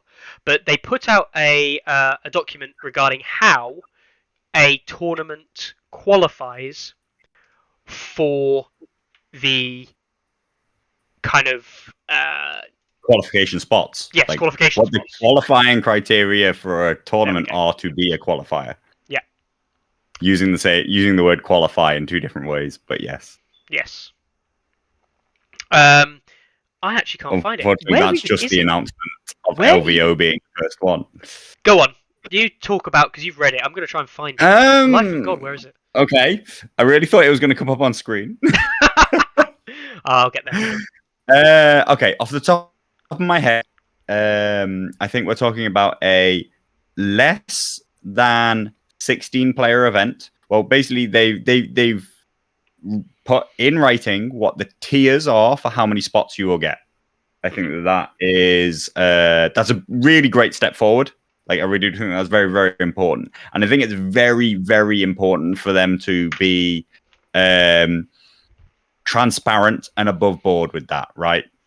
And I think that's a great thing. I think that overall the document is very important, and I'm glad that it's come out nice and early and that it's not suddenly like loads of people have run events, supposedly qualified people, and then suddenly this document comes out afterwards. That it's come out nice and early is very important. There's some interesting requirements which obviously are around CMON checking against what they consider to be a store. Yes. That both that you're a store that can run events, but also that you're a store that supports A Song of Ice and Fire. Basically, you have to be able to host 16 players. Yep. You either have to have already signed up for organized play in the past or be waiting, because I wonder how many people are currently pending an application to organized play. Yeah. Or there seems to be this other way, which is that, like, if you didn't bother to sign up for organized play, if you can show that you have run an event in the past 2 years, then you can also qualify. This seems to just be like you're interacting with CMON, right? Like, basically, we put this out over a year ago. Did you show any interest in it in the past year? Have you shown any interest in the game in the past 2 years? Or are you trying to turn around and just say, oh yeah, we'll host a tournament which has like relatively guaranteed chance that people will come along just because it's a qualifier? That's interesting, but I actually don't care either way, particularly that it exists. So it is actually quite interesting from the requirement side there. because I'm signed up to organise play. Technically, you can sign up as an individual, but then as an individual, you would assign your store, and you can actually sign off more than one store.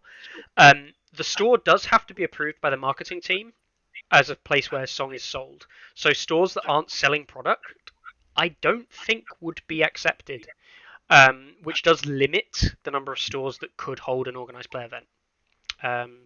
So that is a bit of a caveat, especially considering the number of stores that we know have sold the game out kind of thing, and because stores find it hard to stock the product, so they sell out. They don't buy stock in anymore. So yeah, that is one small thing that's worth taking into account.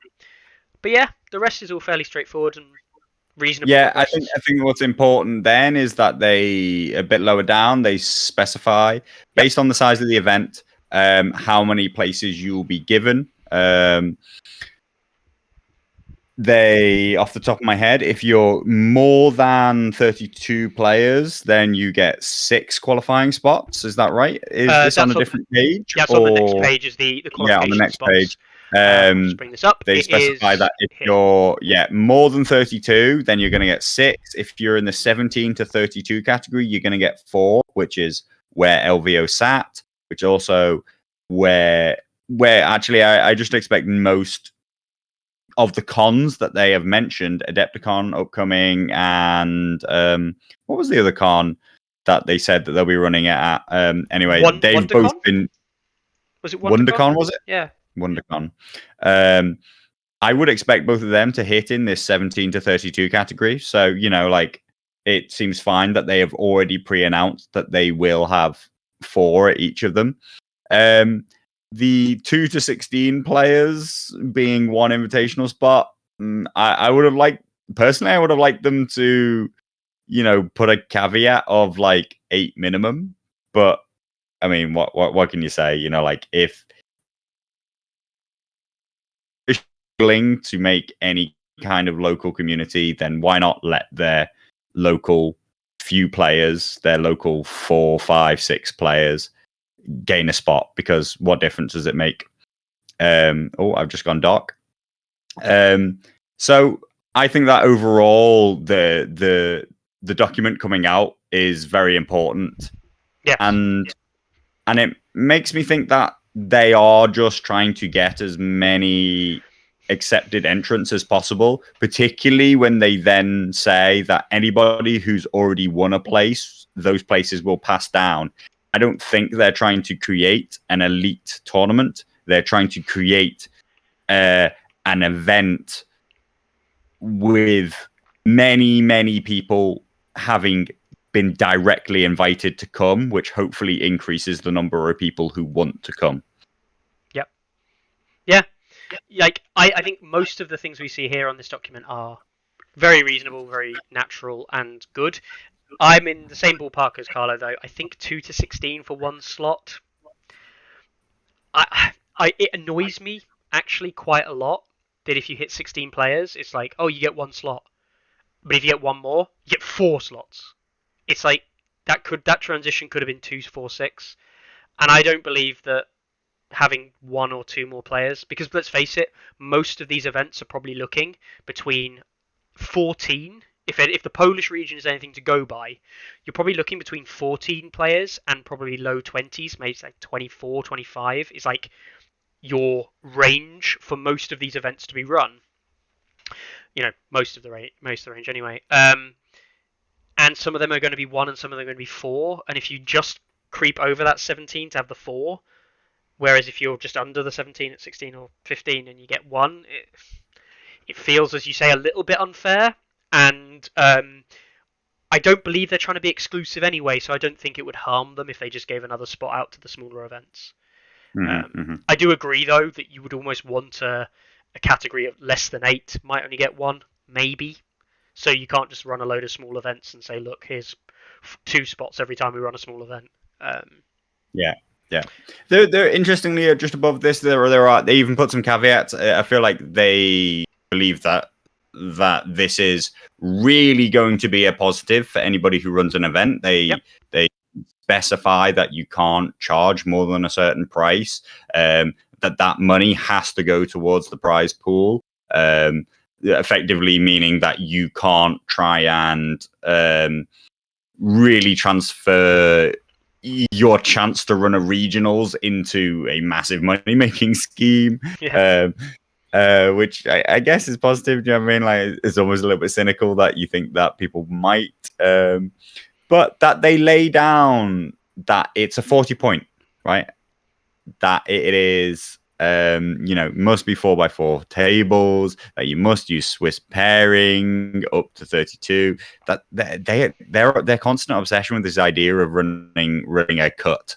A top 8 cut is I think it's just crazy. Like, why do they think that this is important?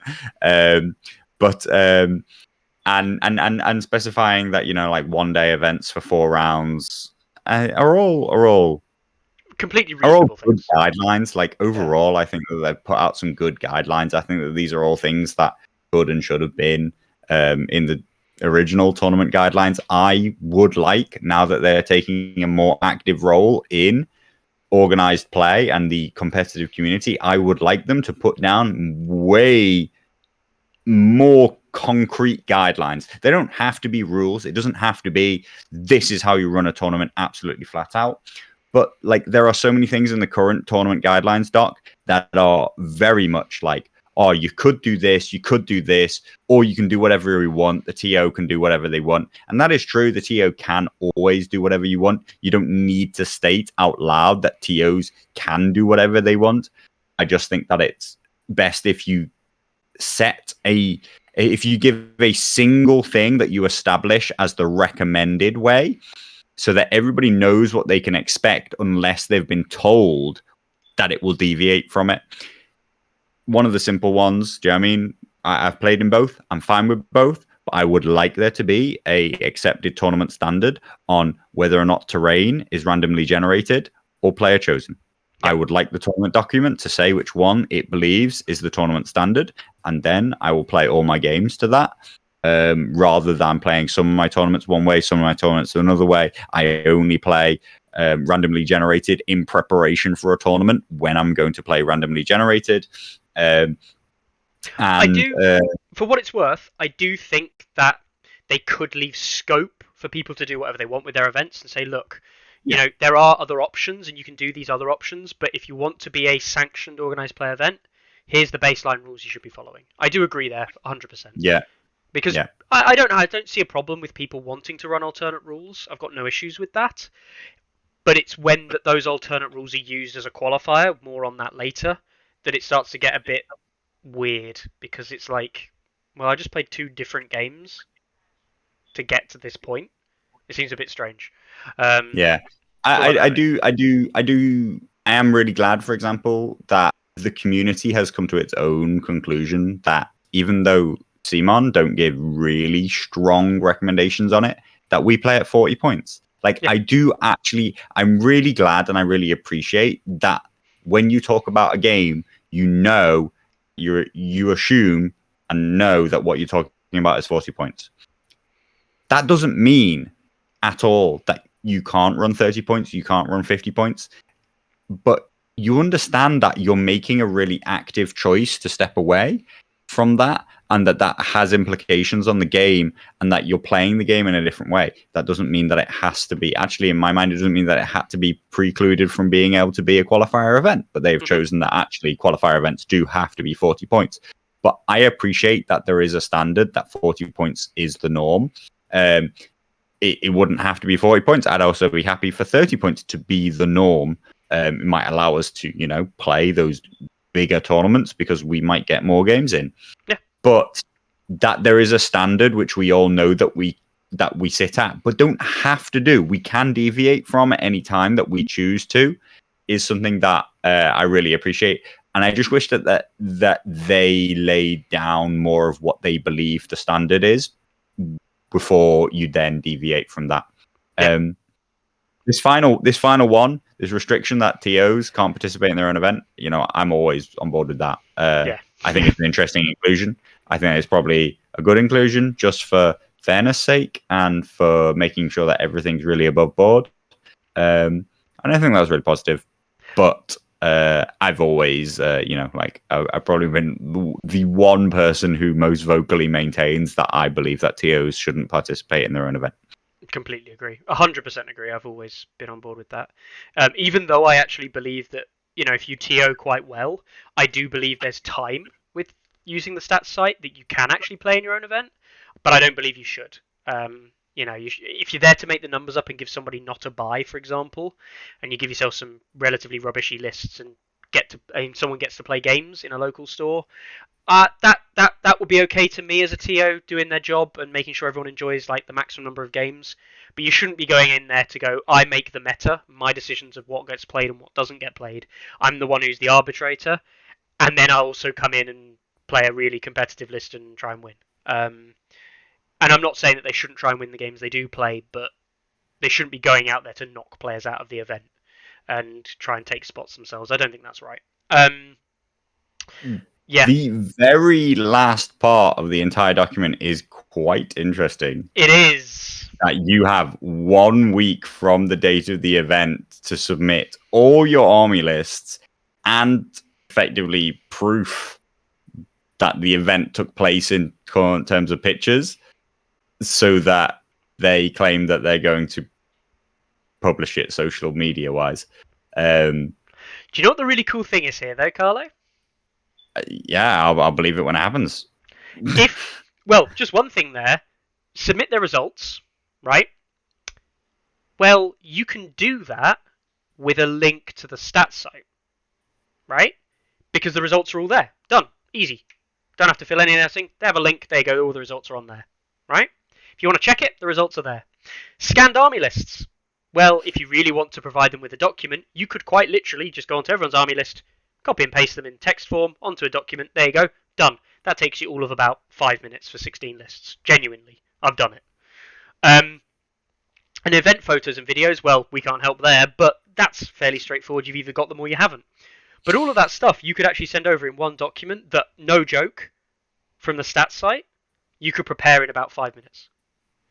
And, I'm not complaining. Those are things that, if they start to accept that, it's something, right? And do I think it's perfect? Do I think they're going to certainly turn around and say, our stats is amazing? No, they're not, right? They're not.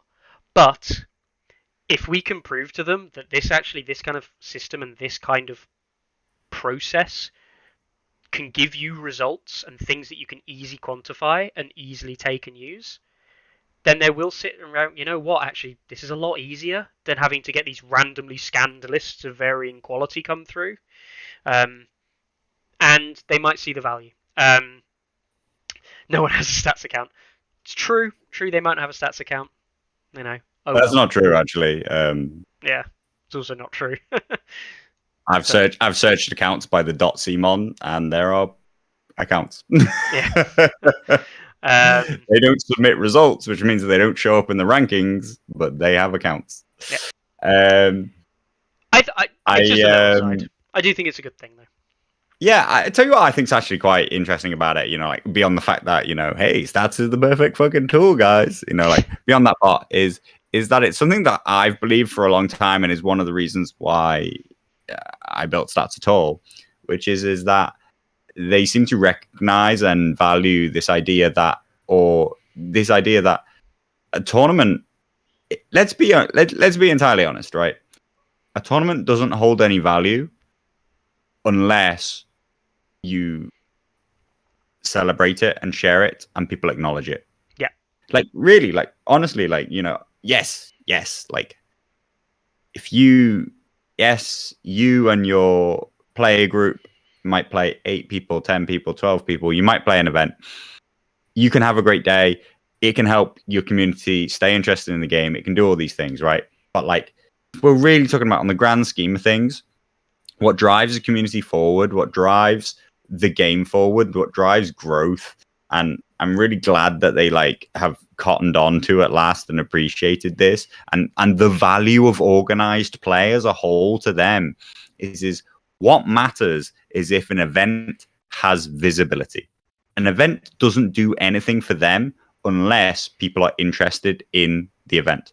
that they ask for your lists so that they could possibly share them and talk about them, that they ask for pictures so that they can share the pictures of it and show that people play these games, are really, really important. And it's a large part of why I think that, that is why I built stats, because I actually believe that shouldn't be isolated to tournaments, that if we give equal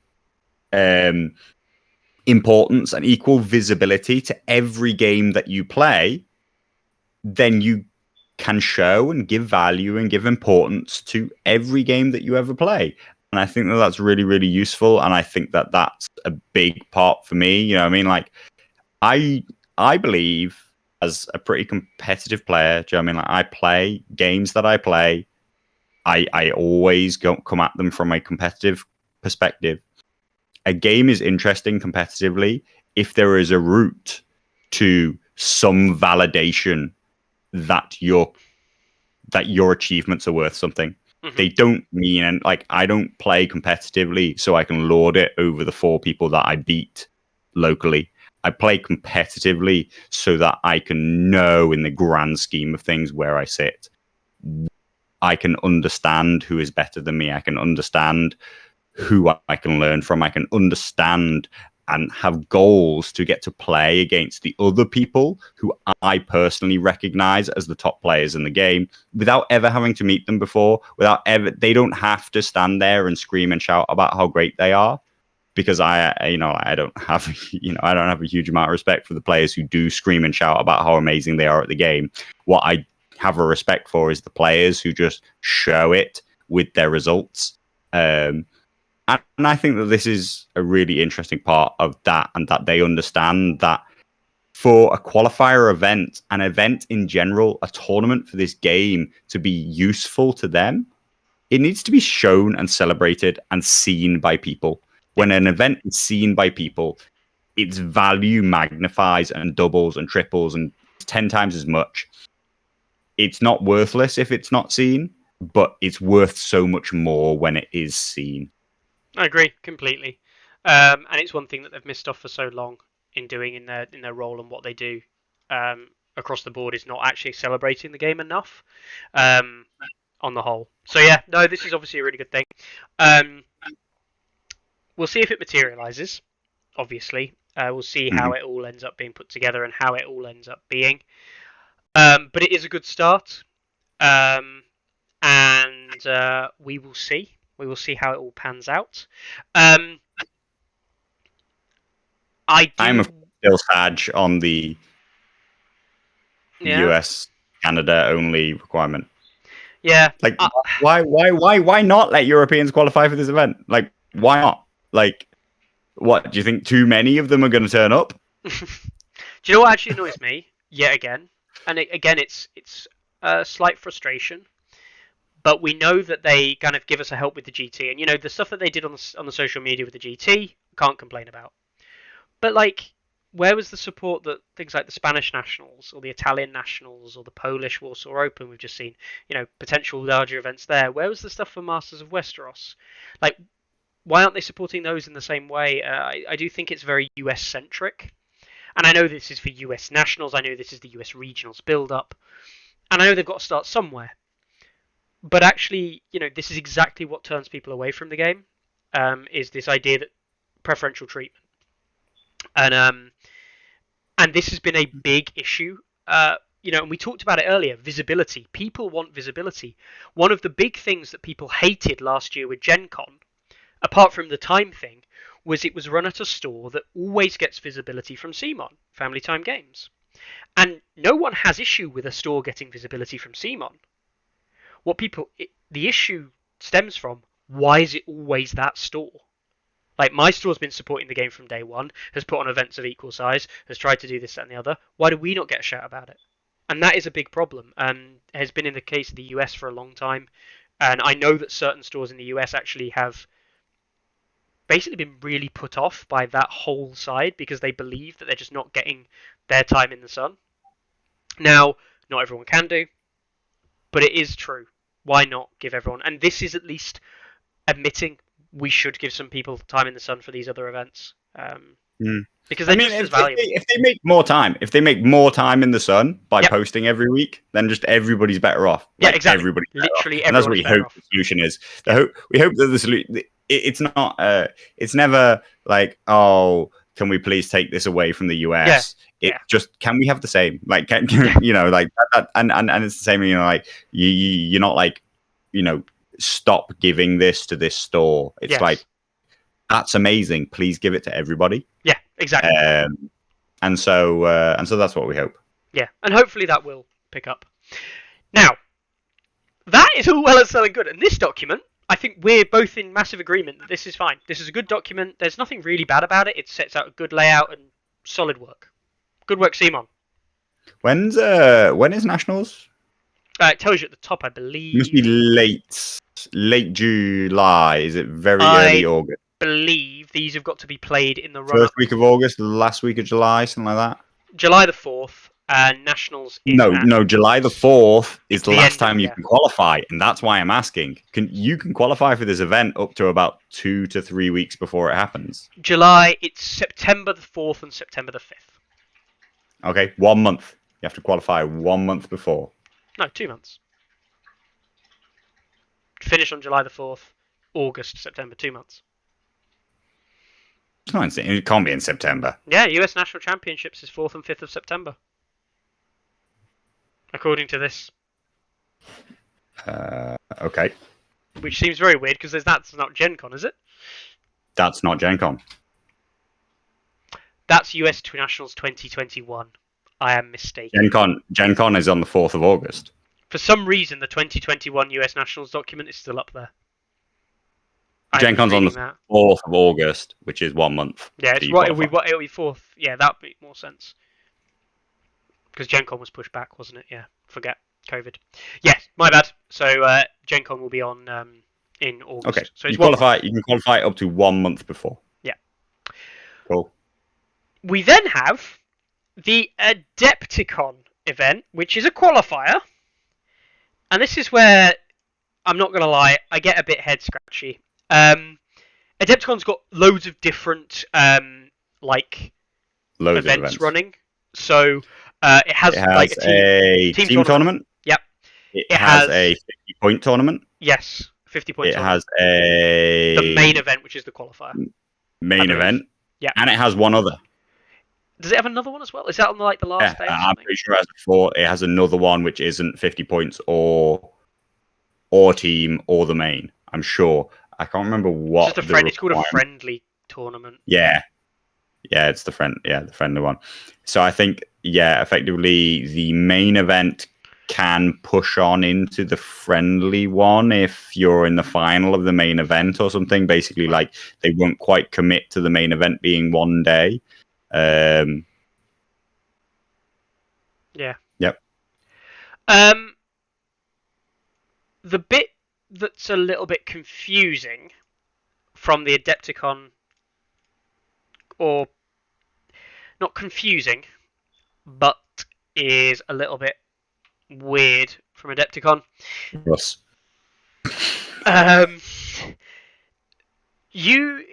This bit, right?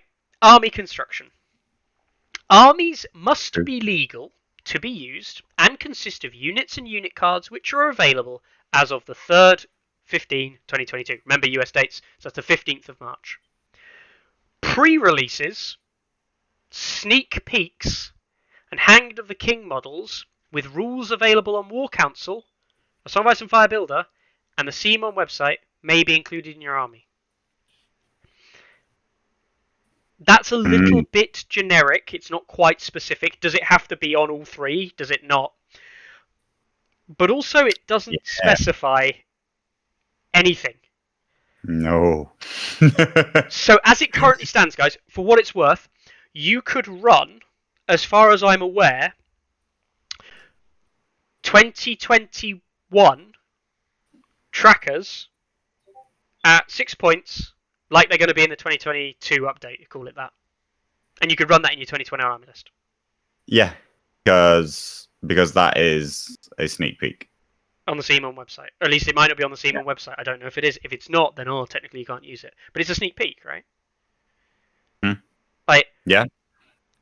You could use a sneak peek bloody mountains bombers. mountains men. You know, you can use the buffed unit, right? You can Could you? say I'm Well, using the new version. it doesn't say you have to use up to date ones though. No. So actually, I feel like we are nitpicking, but like if you take it at its word, there are definitely arguments to be said that like I don't want to use the sneak peeks, thanks. I'll use the current dragons as an example, as the only thing that in the sneak peeks have gotten worse. Right? So you're just like, I don't want to use that. I want to use the version that's on War Council, please. And and so what is the actual current rule set is they've opened up a minefield. I don't know if they intended to. I don't know what they intended to achieve with this statement.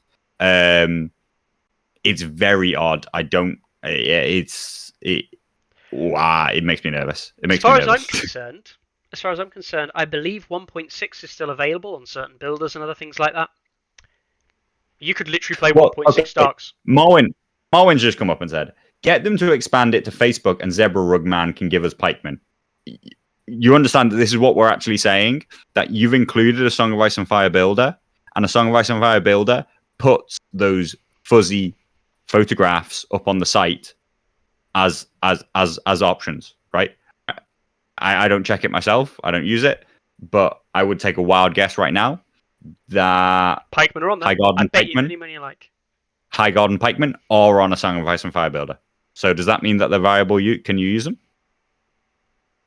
You could print the models off yourself, I guess. Like for me, and that brings up the question. So a High Garden pikeman, they don't have loyalty, right? Yeah. Like, I mean, like, no. So for me, minefield. Right? The big thing for me is, as far as I'm aware, you can still access 1.6 units on some of those areas, which means you can actually straight up build a 1.6 Stark list with the 1.6 Stark Tactics deck and go and play in an event tomorrow. You could actually do that. Yeah, that is a legal thing that you could do in Adepticon, according to what this says. Yeah. So I feel like we can't, like, when you take it to its furthest conclusions, you end up with a stupid answer. And so I feel like you have to say that's not what's meant, which means that that they must not mean that. But what do they mean? And what do they mean by sneak peeks? Like, basically, are they saying we will implement whatever version they have given indicators of?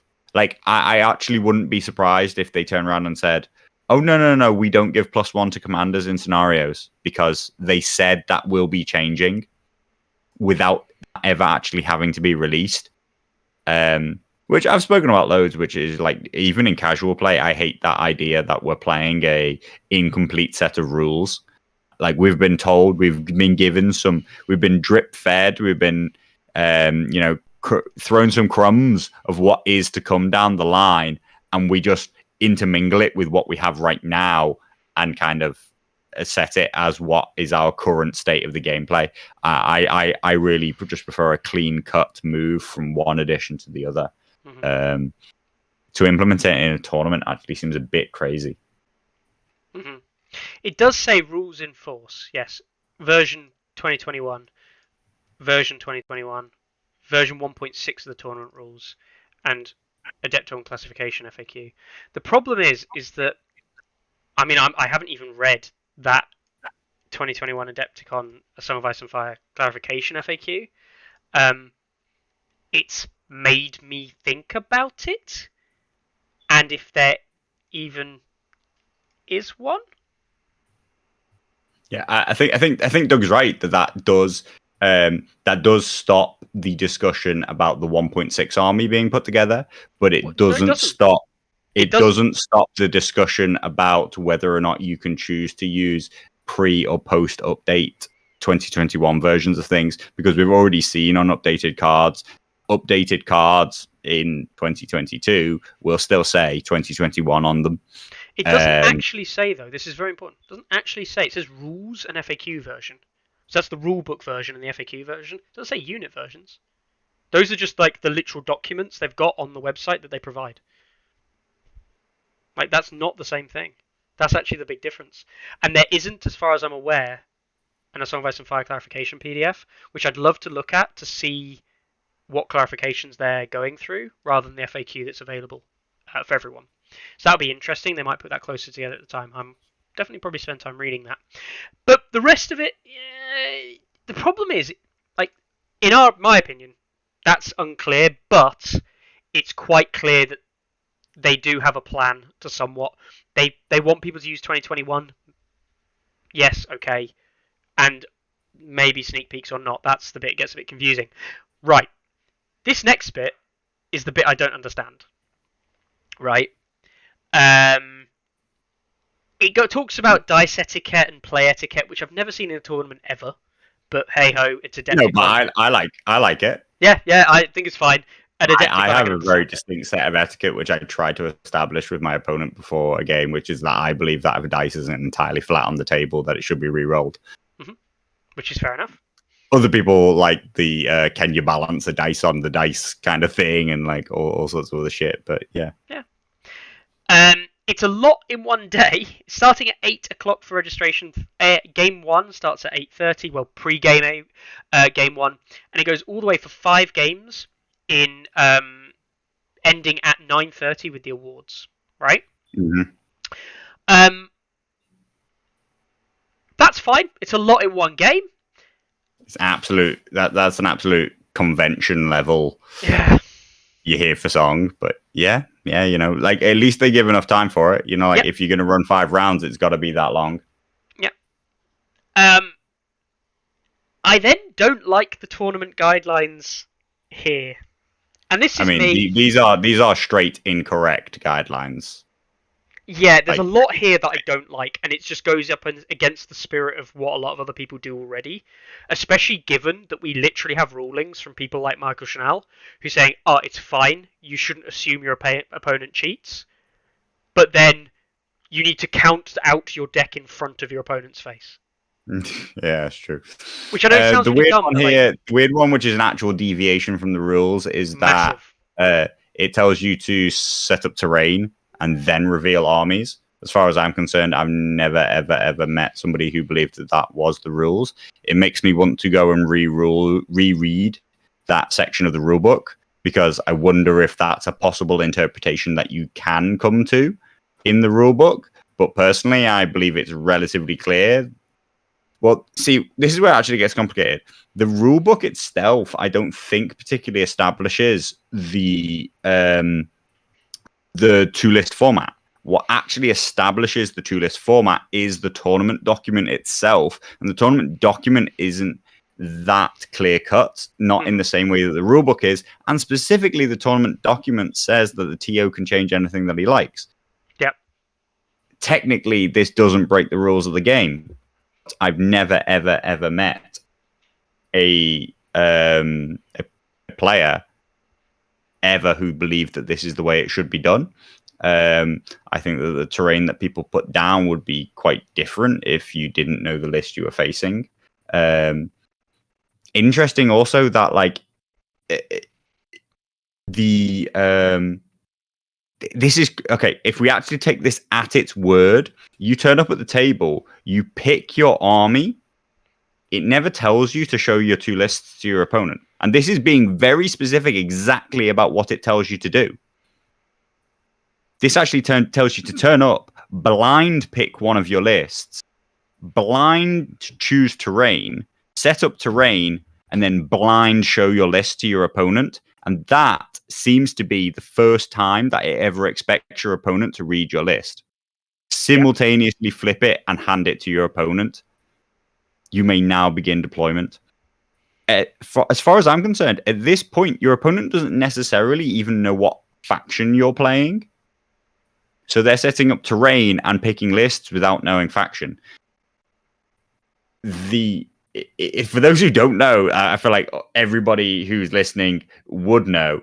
But that's inane. I'm just going to summarize it. That's inane and silly. Well, yeah, to those who don't know, the accepted norm is that you begin, the very first thing you do is show your faction and both lists to your opponent.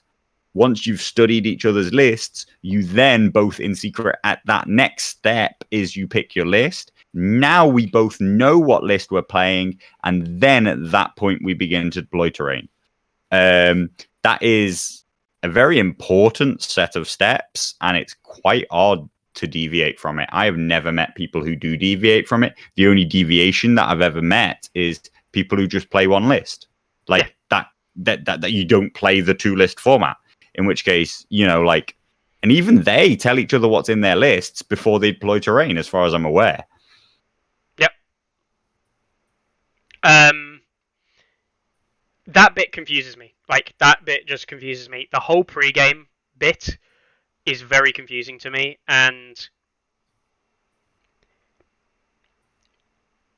if they run it like we think they're going to run it, I'm going to straight up say this right now, it loses a lot of value as an event for me, as a player. Yeah, that's true.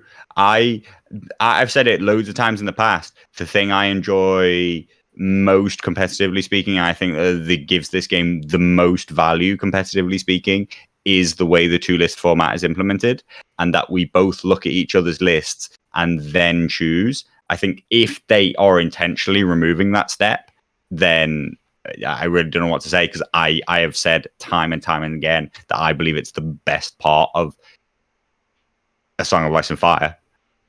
And I normally say that in relation to people who play in a 1-list format, because I couldn't believe that you would ever implement the 2-list format in a different way. I'd never known somebody to ever implement it in a 2-list way. I have to admit, and I know this sounds really, really petty, but, and I know that's away from the spirit, right? We're moving away from the spirit of which the event is run, and the spirit by which players are there. But it seems to go all out to explain the way the spirit of the event is, and even having rules in place to explain said spirit so people play with that spirit. But I literally could turn up with my cake boxes right here for round 1, have my list of my TO, and these could be spray painted black. You wouldn't even know what models are in the bloody box. And yeah, for game 1, I do actually say that, Marwin's memeing on me by going back to this when I said that people are scared to play, certain things, or scared to accept the skill level. He's saying, why am I scared of people who can predict what factions their opponent might have or what they might have in the list? But this is actually where it gets important, which is I don't want there to be a value going round and looking at people's armies on other tables and memorizing what their armies are, because you know that you might face them later in the game. And that for you to go around and or for you to turn up with a whole group of 5 people, and for you to be able to ask your friend, oh, what faction was my opponent playing? You played him early in the tournament, right? Can you tell me what faction he plays, please? Because it's both secret but not secret information. I hate when there is secret but not secret information. Yeah, because it's not everybody should either know lists or nobody should know lists. But the problem is that you can never make it a position that nobody knows lists, because as soon as people put their models on the table, somebody knows some lists, and there is a certain amount of scouting of other people and the way they play. But actually, I'm really, really glad that Song of Ice and Fire doesn't have any value in that, because you get to see it before the game begins, and you get to make a choice based off of known quantifiable information. Yeah. So I would hate the idea. That there is a value to knowing some secret information. And it's because it's not a level playing field. That's actually the thing. It's not level. Yes. If you've got friends there, you are at a distinct advantage than if you don't know many people at the event. Simple as that. Yeah. For example, that could be one advantage. The other thing, which I think is, genuinely, I would do this at the event if I was going solo, and I would do this because, I'm looking to try and perform, and I want to get a qualifier spot, right? This is a national qualifier event. I want a qualifying spot if I'm going there, probably. Do you know what I would do? I'd walk around my mobile phone, and I would watch a game getting played, and I would willingly take photos of my opponent's army lists. And literally, as they're playing the game, I'd just lean over and take a photo of it. And then you tell me, well, that's one of his lists. I've got that photoed.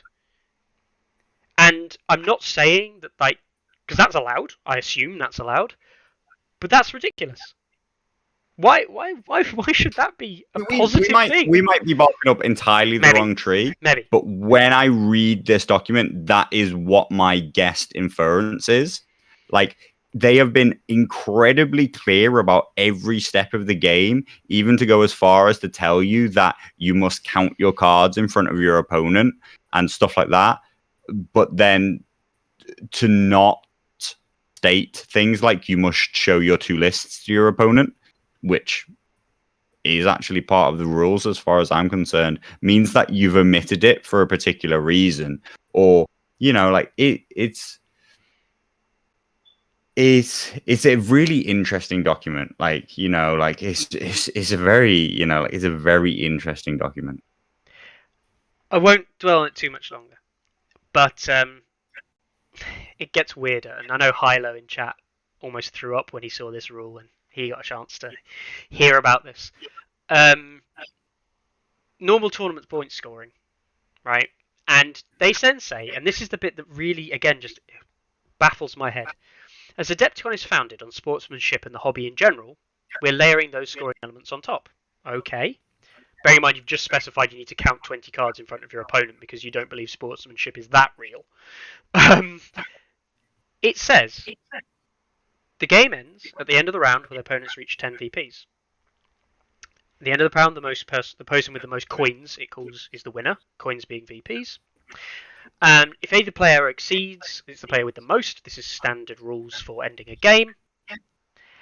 And then it goes on to saying that draws are not necessarily draws, and it's the unit destroyed that you compare, which is different to normal, and probably a better answer than points left on the table, actually. But then you get a bonus TP, bonus overall tournament point or something like that, if your list is well painted, or something like that. Or the best sportsmanship gets an extra tournament point or something like that. And I'm like, what? How is that? How does that work? And there are 5 different total things they award here.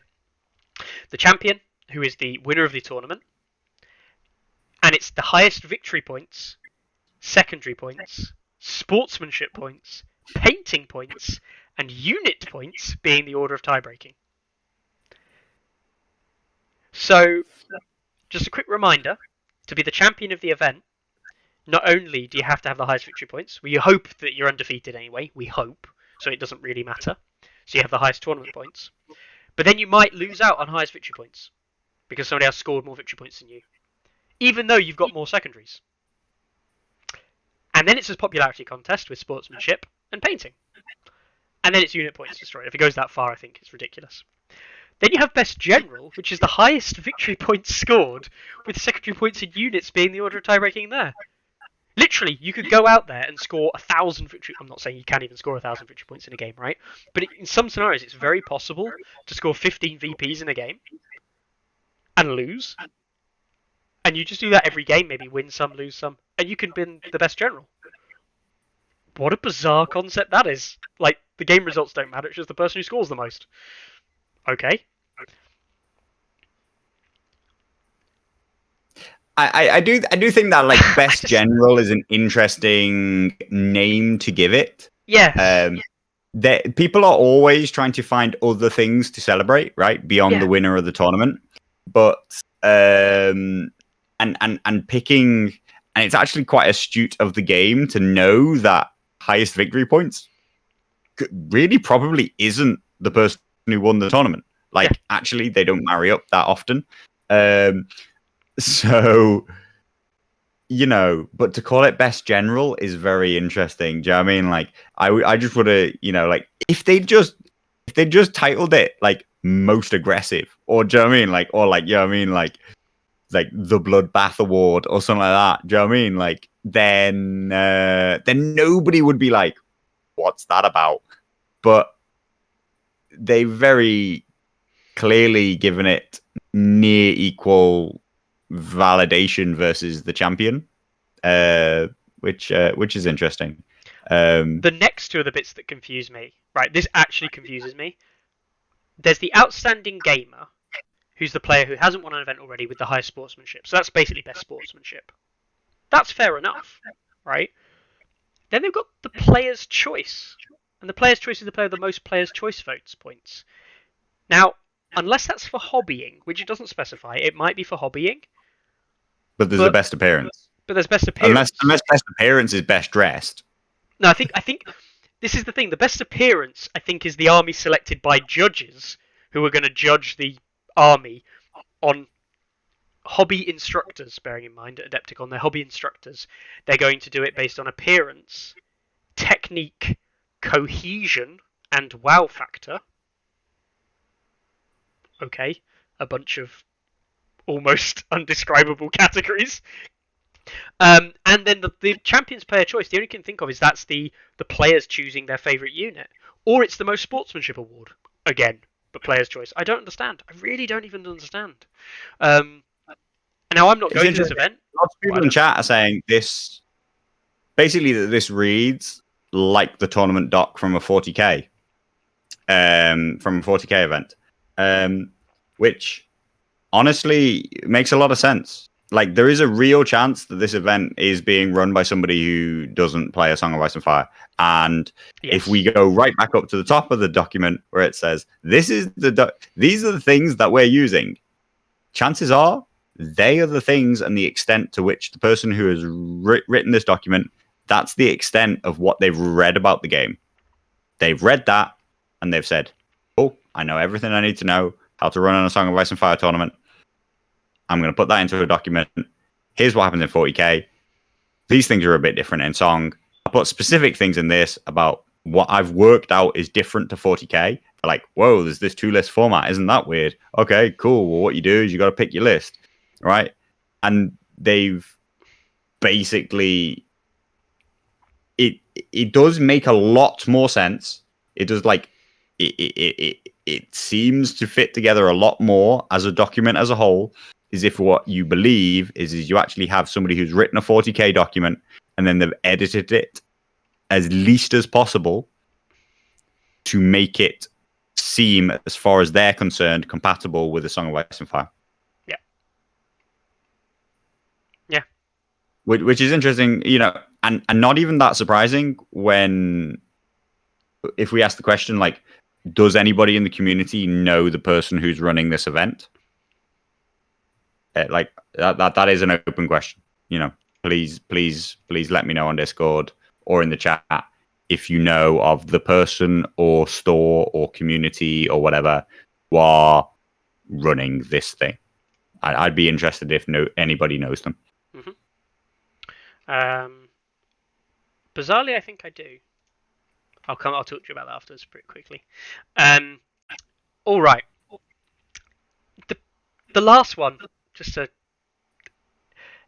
they added like extra salt onto the wounds now, is the terrain choice. We already know terrain is before you reveal lists. No, after you've chosen your list, before you reveal them, right? You do the normal randomized terrain. Yeah? Yeah. Except you don't do normal randomized terrain. You also then have no terrain piece may be represented more than twice, which isn't a terrible addition to the rules. And it means that you don't need to bring more than one of every piece of terrain because it couldn't appear more than twice between you. Mm-hmm. If a piece would be a third of that type, the player may select the terrain from that available at the table as long as it's not a third terrain type I've already placed. So if you roll a terrain type 3 times, you just get player's choice instead, which I don't like. I prefer it if they just re-rolled on the table, personally, but fair enough. After you determine all pieces, alternate placement, no closer than short range from other terrain pieces. Terrain may be placed in a deployment zone, but no closer than short range to a player edge. Well, that straight away is a direct contravention of the game mode rules. That's Fire and Blood. Maybe we're only playing Fire and Blood. Wouldn't that be good?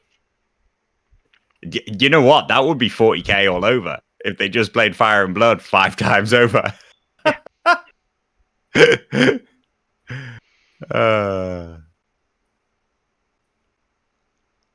Could be. Yeah, maybe. it baffles me. It actually baffles me. There's a lot more here to unpack. There's a lot more to discuss. I notice there is no mention at all, any way, shape, or form, what game modes are chosen and how they're chosen. No. After all of this, there is literally no mention of it. Now that you've said it's just Fire and Blood, there is literally no rules written as to how they select the game modes, which is mental considering they've outlined. They've outlined literally everything else. I'm guessing they'll just go down and randomly pick, right? Or randomly decide. I don't know, but yeah, I mean, like one of the biggest unwritten rules is that everybody plays the same mode, right, in a given round. Yes. Like, I've never seen a song tournament that didn't do that. No. But like, really, like, do you know what I mean? Like, it's not. I don't believe. I wonder if that one is in the tournament document. Actually, I wonder if that states that you must play the same one. I think it does. There is actually any? Yeah, I was going to say. I wonder if there's actually a requirement that you're not just paired and then you go together and you randomly determine your mode and then you all just play your mode and then submit your results. But you know. It's just an interesting one because they've outlined everything else to the point where they've also gone past the tournament document and said we're not using the tournament rules for this thing. Outline their own way of doing it, but then don't outline how they're going to do game modes. They don't even say we're going to use the document to determine game modes. And you know why it makes it super interesting? The game mode document isn't on the list of things that they're going to use. Okay, they're using the rules, which the game modes are part of. But they're not using the game mode document, which I believe is correct, because some of the rules in the game modes in the rules are actually wrong. So yeah, what a bizarre one. Yeah, this is the problem. I mean, I feel like we won't get to find out the results. No, I'm very much fine. We won't get to see everything that was played. We're unlikely to get full list breakdowns, all these things. The actual problem with all this, the reason we wanted to talk about it, I'll finally summarise all of this. This is a qualifier for nationals. Yeah. And this is just this just isn't the same as the event we just saw played at LVO. It's just not the same, right? It's different standards. And yeah, I think it is. I think it's a good thing that we support every aspect of the game, but it's not standardized at all, and that's a massive problem. Yeah, I'm with Jesse as well. Like, there's just a ton of bloat here. Like, they seem to have outlined and written a load of things that just don't need to be outlined and written. Overlooked certain other things. I originally only scanned it and like looked at certain things that I thought were crazy. Like, you know, like I clearly hadn't gone into it as much as depth as you had because you seem to know where all these random things were. And I was like, oh God, I hadn't even read that. I hadn't even read that paragraph. I have no idea what's about to come up. You know, I barely got past this idea that like previews were allowed, like sneak peek. Yep. That you could use sneak peeks, right? Like that's the bit at which I was like, whoa, what the fuck is going on here? But when you look at the list of things that it does tell you how to do it, and then think about the things that it doesn't outline, which aren't always 100% standardized, or that you've thought, like, if you're going to tell me that I have to do this thing, if you're not telling me that I'm doing this thing, then I have to assume that you didn't know that it existed, or that you don't think that it should be included, or something like that. It makes the omissions, the length of the document makes the omissions really glaring. And there is too much document here for what it tries to achieve. I am more and more convinced that this is written by somebody who doesn't play A Song of Ice and Fire, but who has read the documents that Simon put out and believe that they can convert the game system that they play, which is probably 40k, just by popularity of 40k, and also by what seems to be similarity to 40k based documents, and they believe that they can guess and have an understanding of all the things that need to be different, and they have listed in their mind every single thing that is different to the way 40k plays. Yeah, Lockerbie points out a very good point there. Simple. You could just turn up with a new unit that no one's seen because it's been sneak peeked. And what the hell do people do? How does the TO even check that? Yeah. When is Adepticon? Mid-March, 15th of March. So we got 6 weeks. 5 weeks. Yep. Which it's worth remembering that in 5 weeks they'll be playing. I assume they're not going to update this. They'll be playing the 2021 version of the rulebook, not the 2021 tournament rulebook that they're about to release with the new update. So they'll actually be playing, by the time this event runs, an outdated version of the game, and people legitimately can turn up with old rule sets in play with 2021 armies, and some people might turn up with 2021 season 1, call it that, 2022 armies, and they will legitimately be playing, for example, new Starksworn Swords against somebody running old Starksworn Swords. I can very much see that happening.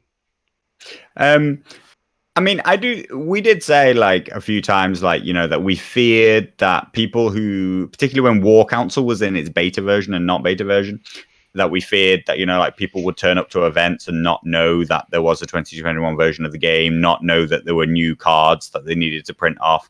And there were some people very brief and sporadic, you know, evidence that it was happening. I mean, like literally, like you could name a few tournaments where a single person turned up. So it is very possible that, and even at the LGT last year, you know, like I was nervous that there was a large part of the community who I had never met, I'd never interacted with, who I didn't know their names when they sign up to the event and stuff like that. I don't know when they turn up to the event whether or not they're gonna need me to teach them the rules or whether or not they're really gonna know what's going on.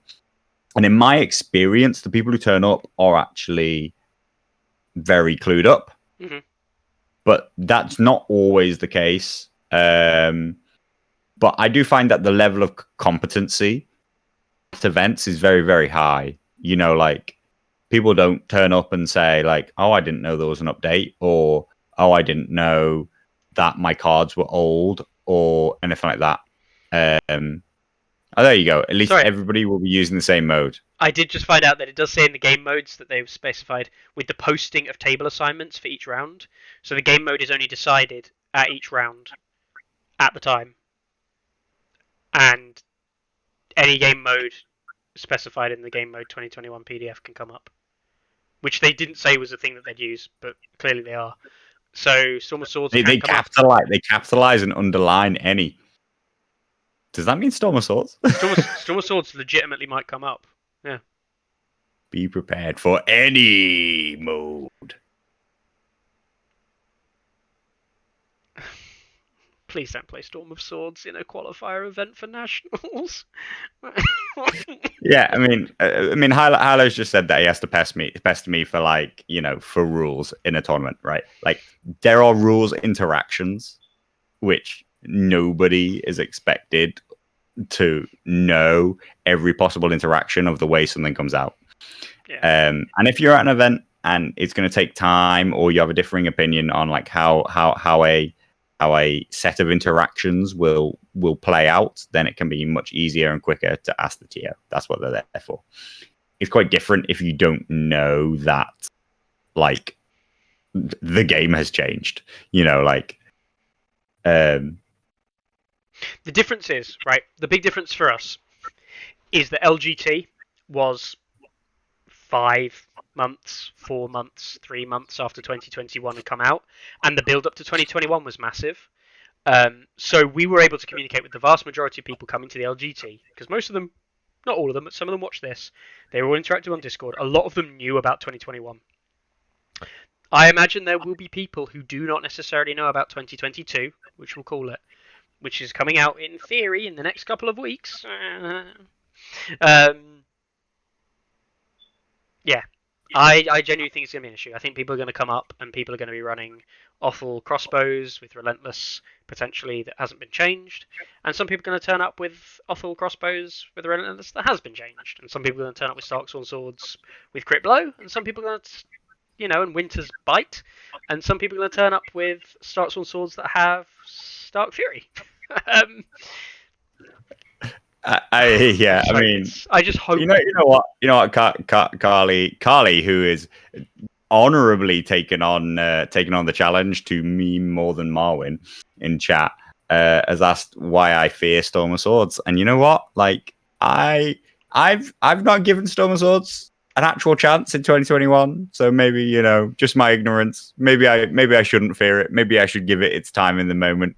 But I was very, very glad when the tournament document specifically stated, or the game mode document specifically stated, this mode is not for tournament play. I was like, thank God for that, because it is a narrative scenario under the guise of a normal scenario.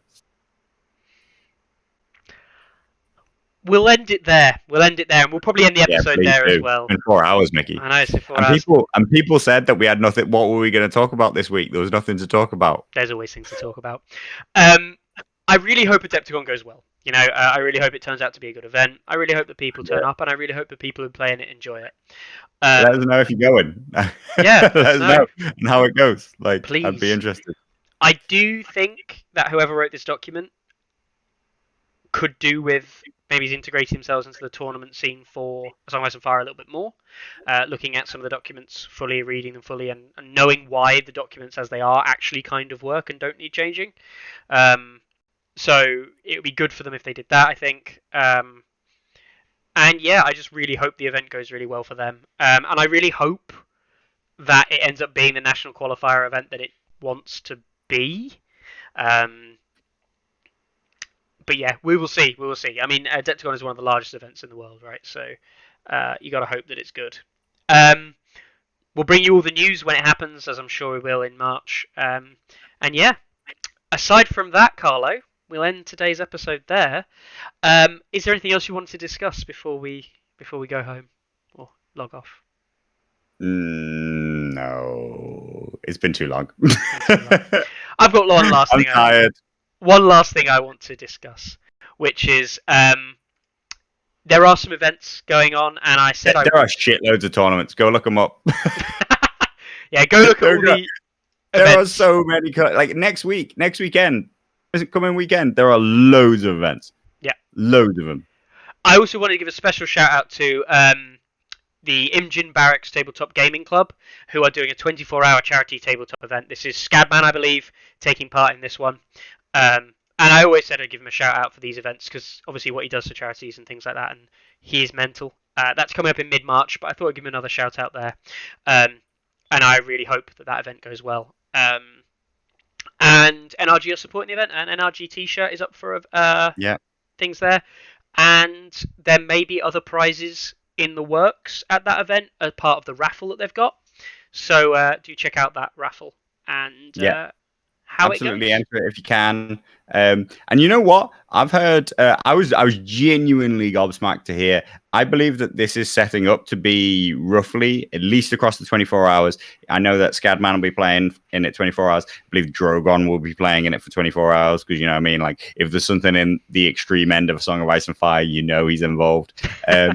I believe that there will be at times anywhere up to 20 people playing at any given time. This will be basically a tournament that runs for 24 hours. Like it will just be if you took that Adepticon schedule and took it forward for another 10 hours beyond the 14 hours that they're already preparing to play the game for. If you took it on for another 10 hours. So honestly, like consider signing up and going along. Like just for one game. It won't be a normal tournament experience, but if you can go and give your weekend to turning up and playing for 24 hours, I actually took a look at the dates. Unfortunately, I'm not available. Otherwise, I genuinely was thinking, hey, I might just go play Song for 24 hours. It's like, that'd be great. You don't have to commit to the full 24. You can go and get some sleep if you want. yeah, like guys, if you're anywhere near the area, go join Scadman. If you're not, then sign up and buy some raffle tickets. There's some great pirate prizes, and it's a great cause. Yeah. So there you go. Thanks a lot for Scabman for sharing that with us, and of course, all the best for the event. We'll check up with it later, closer towards the date. And with that, we wish you all the best for this week, all the coming events, of which there are probably many. I'm not going to run through them this week. It's far too many. But remember, you can go to songoficeandfire-stats.com, click on that tournaments button, hide the map because it takes far too long to load the map sometimes, and hit on current or future tournaments and look through the many, many events that are running or planned in. Thanks for everyone who ran events. Shout out to Macarius Vex, who ran Captain Con, I believe, over the weekend. Ran 3 different events there. I believe that went really well, and we got a lovely message from him saying the event was fantastically run on stats. He was so glad that he had that. It made life so much easier for him.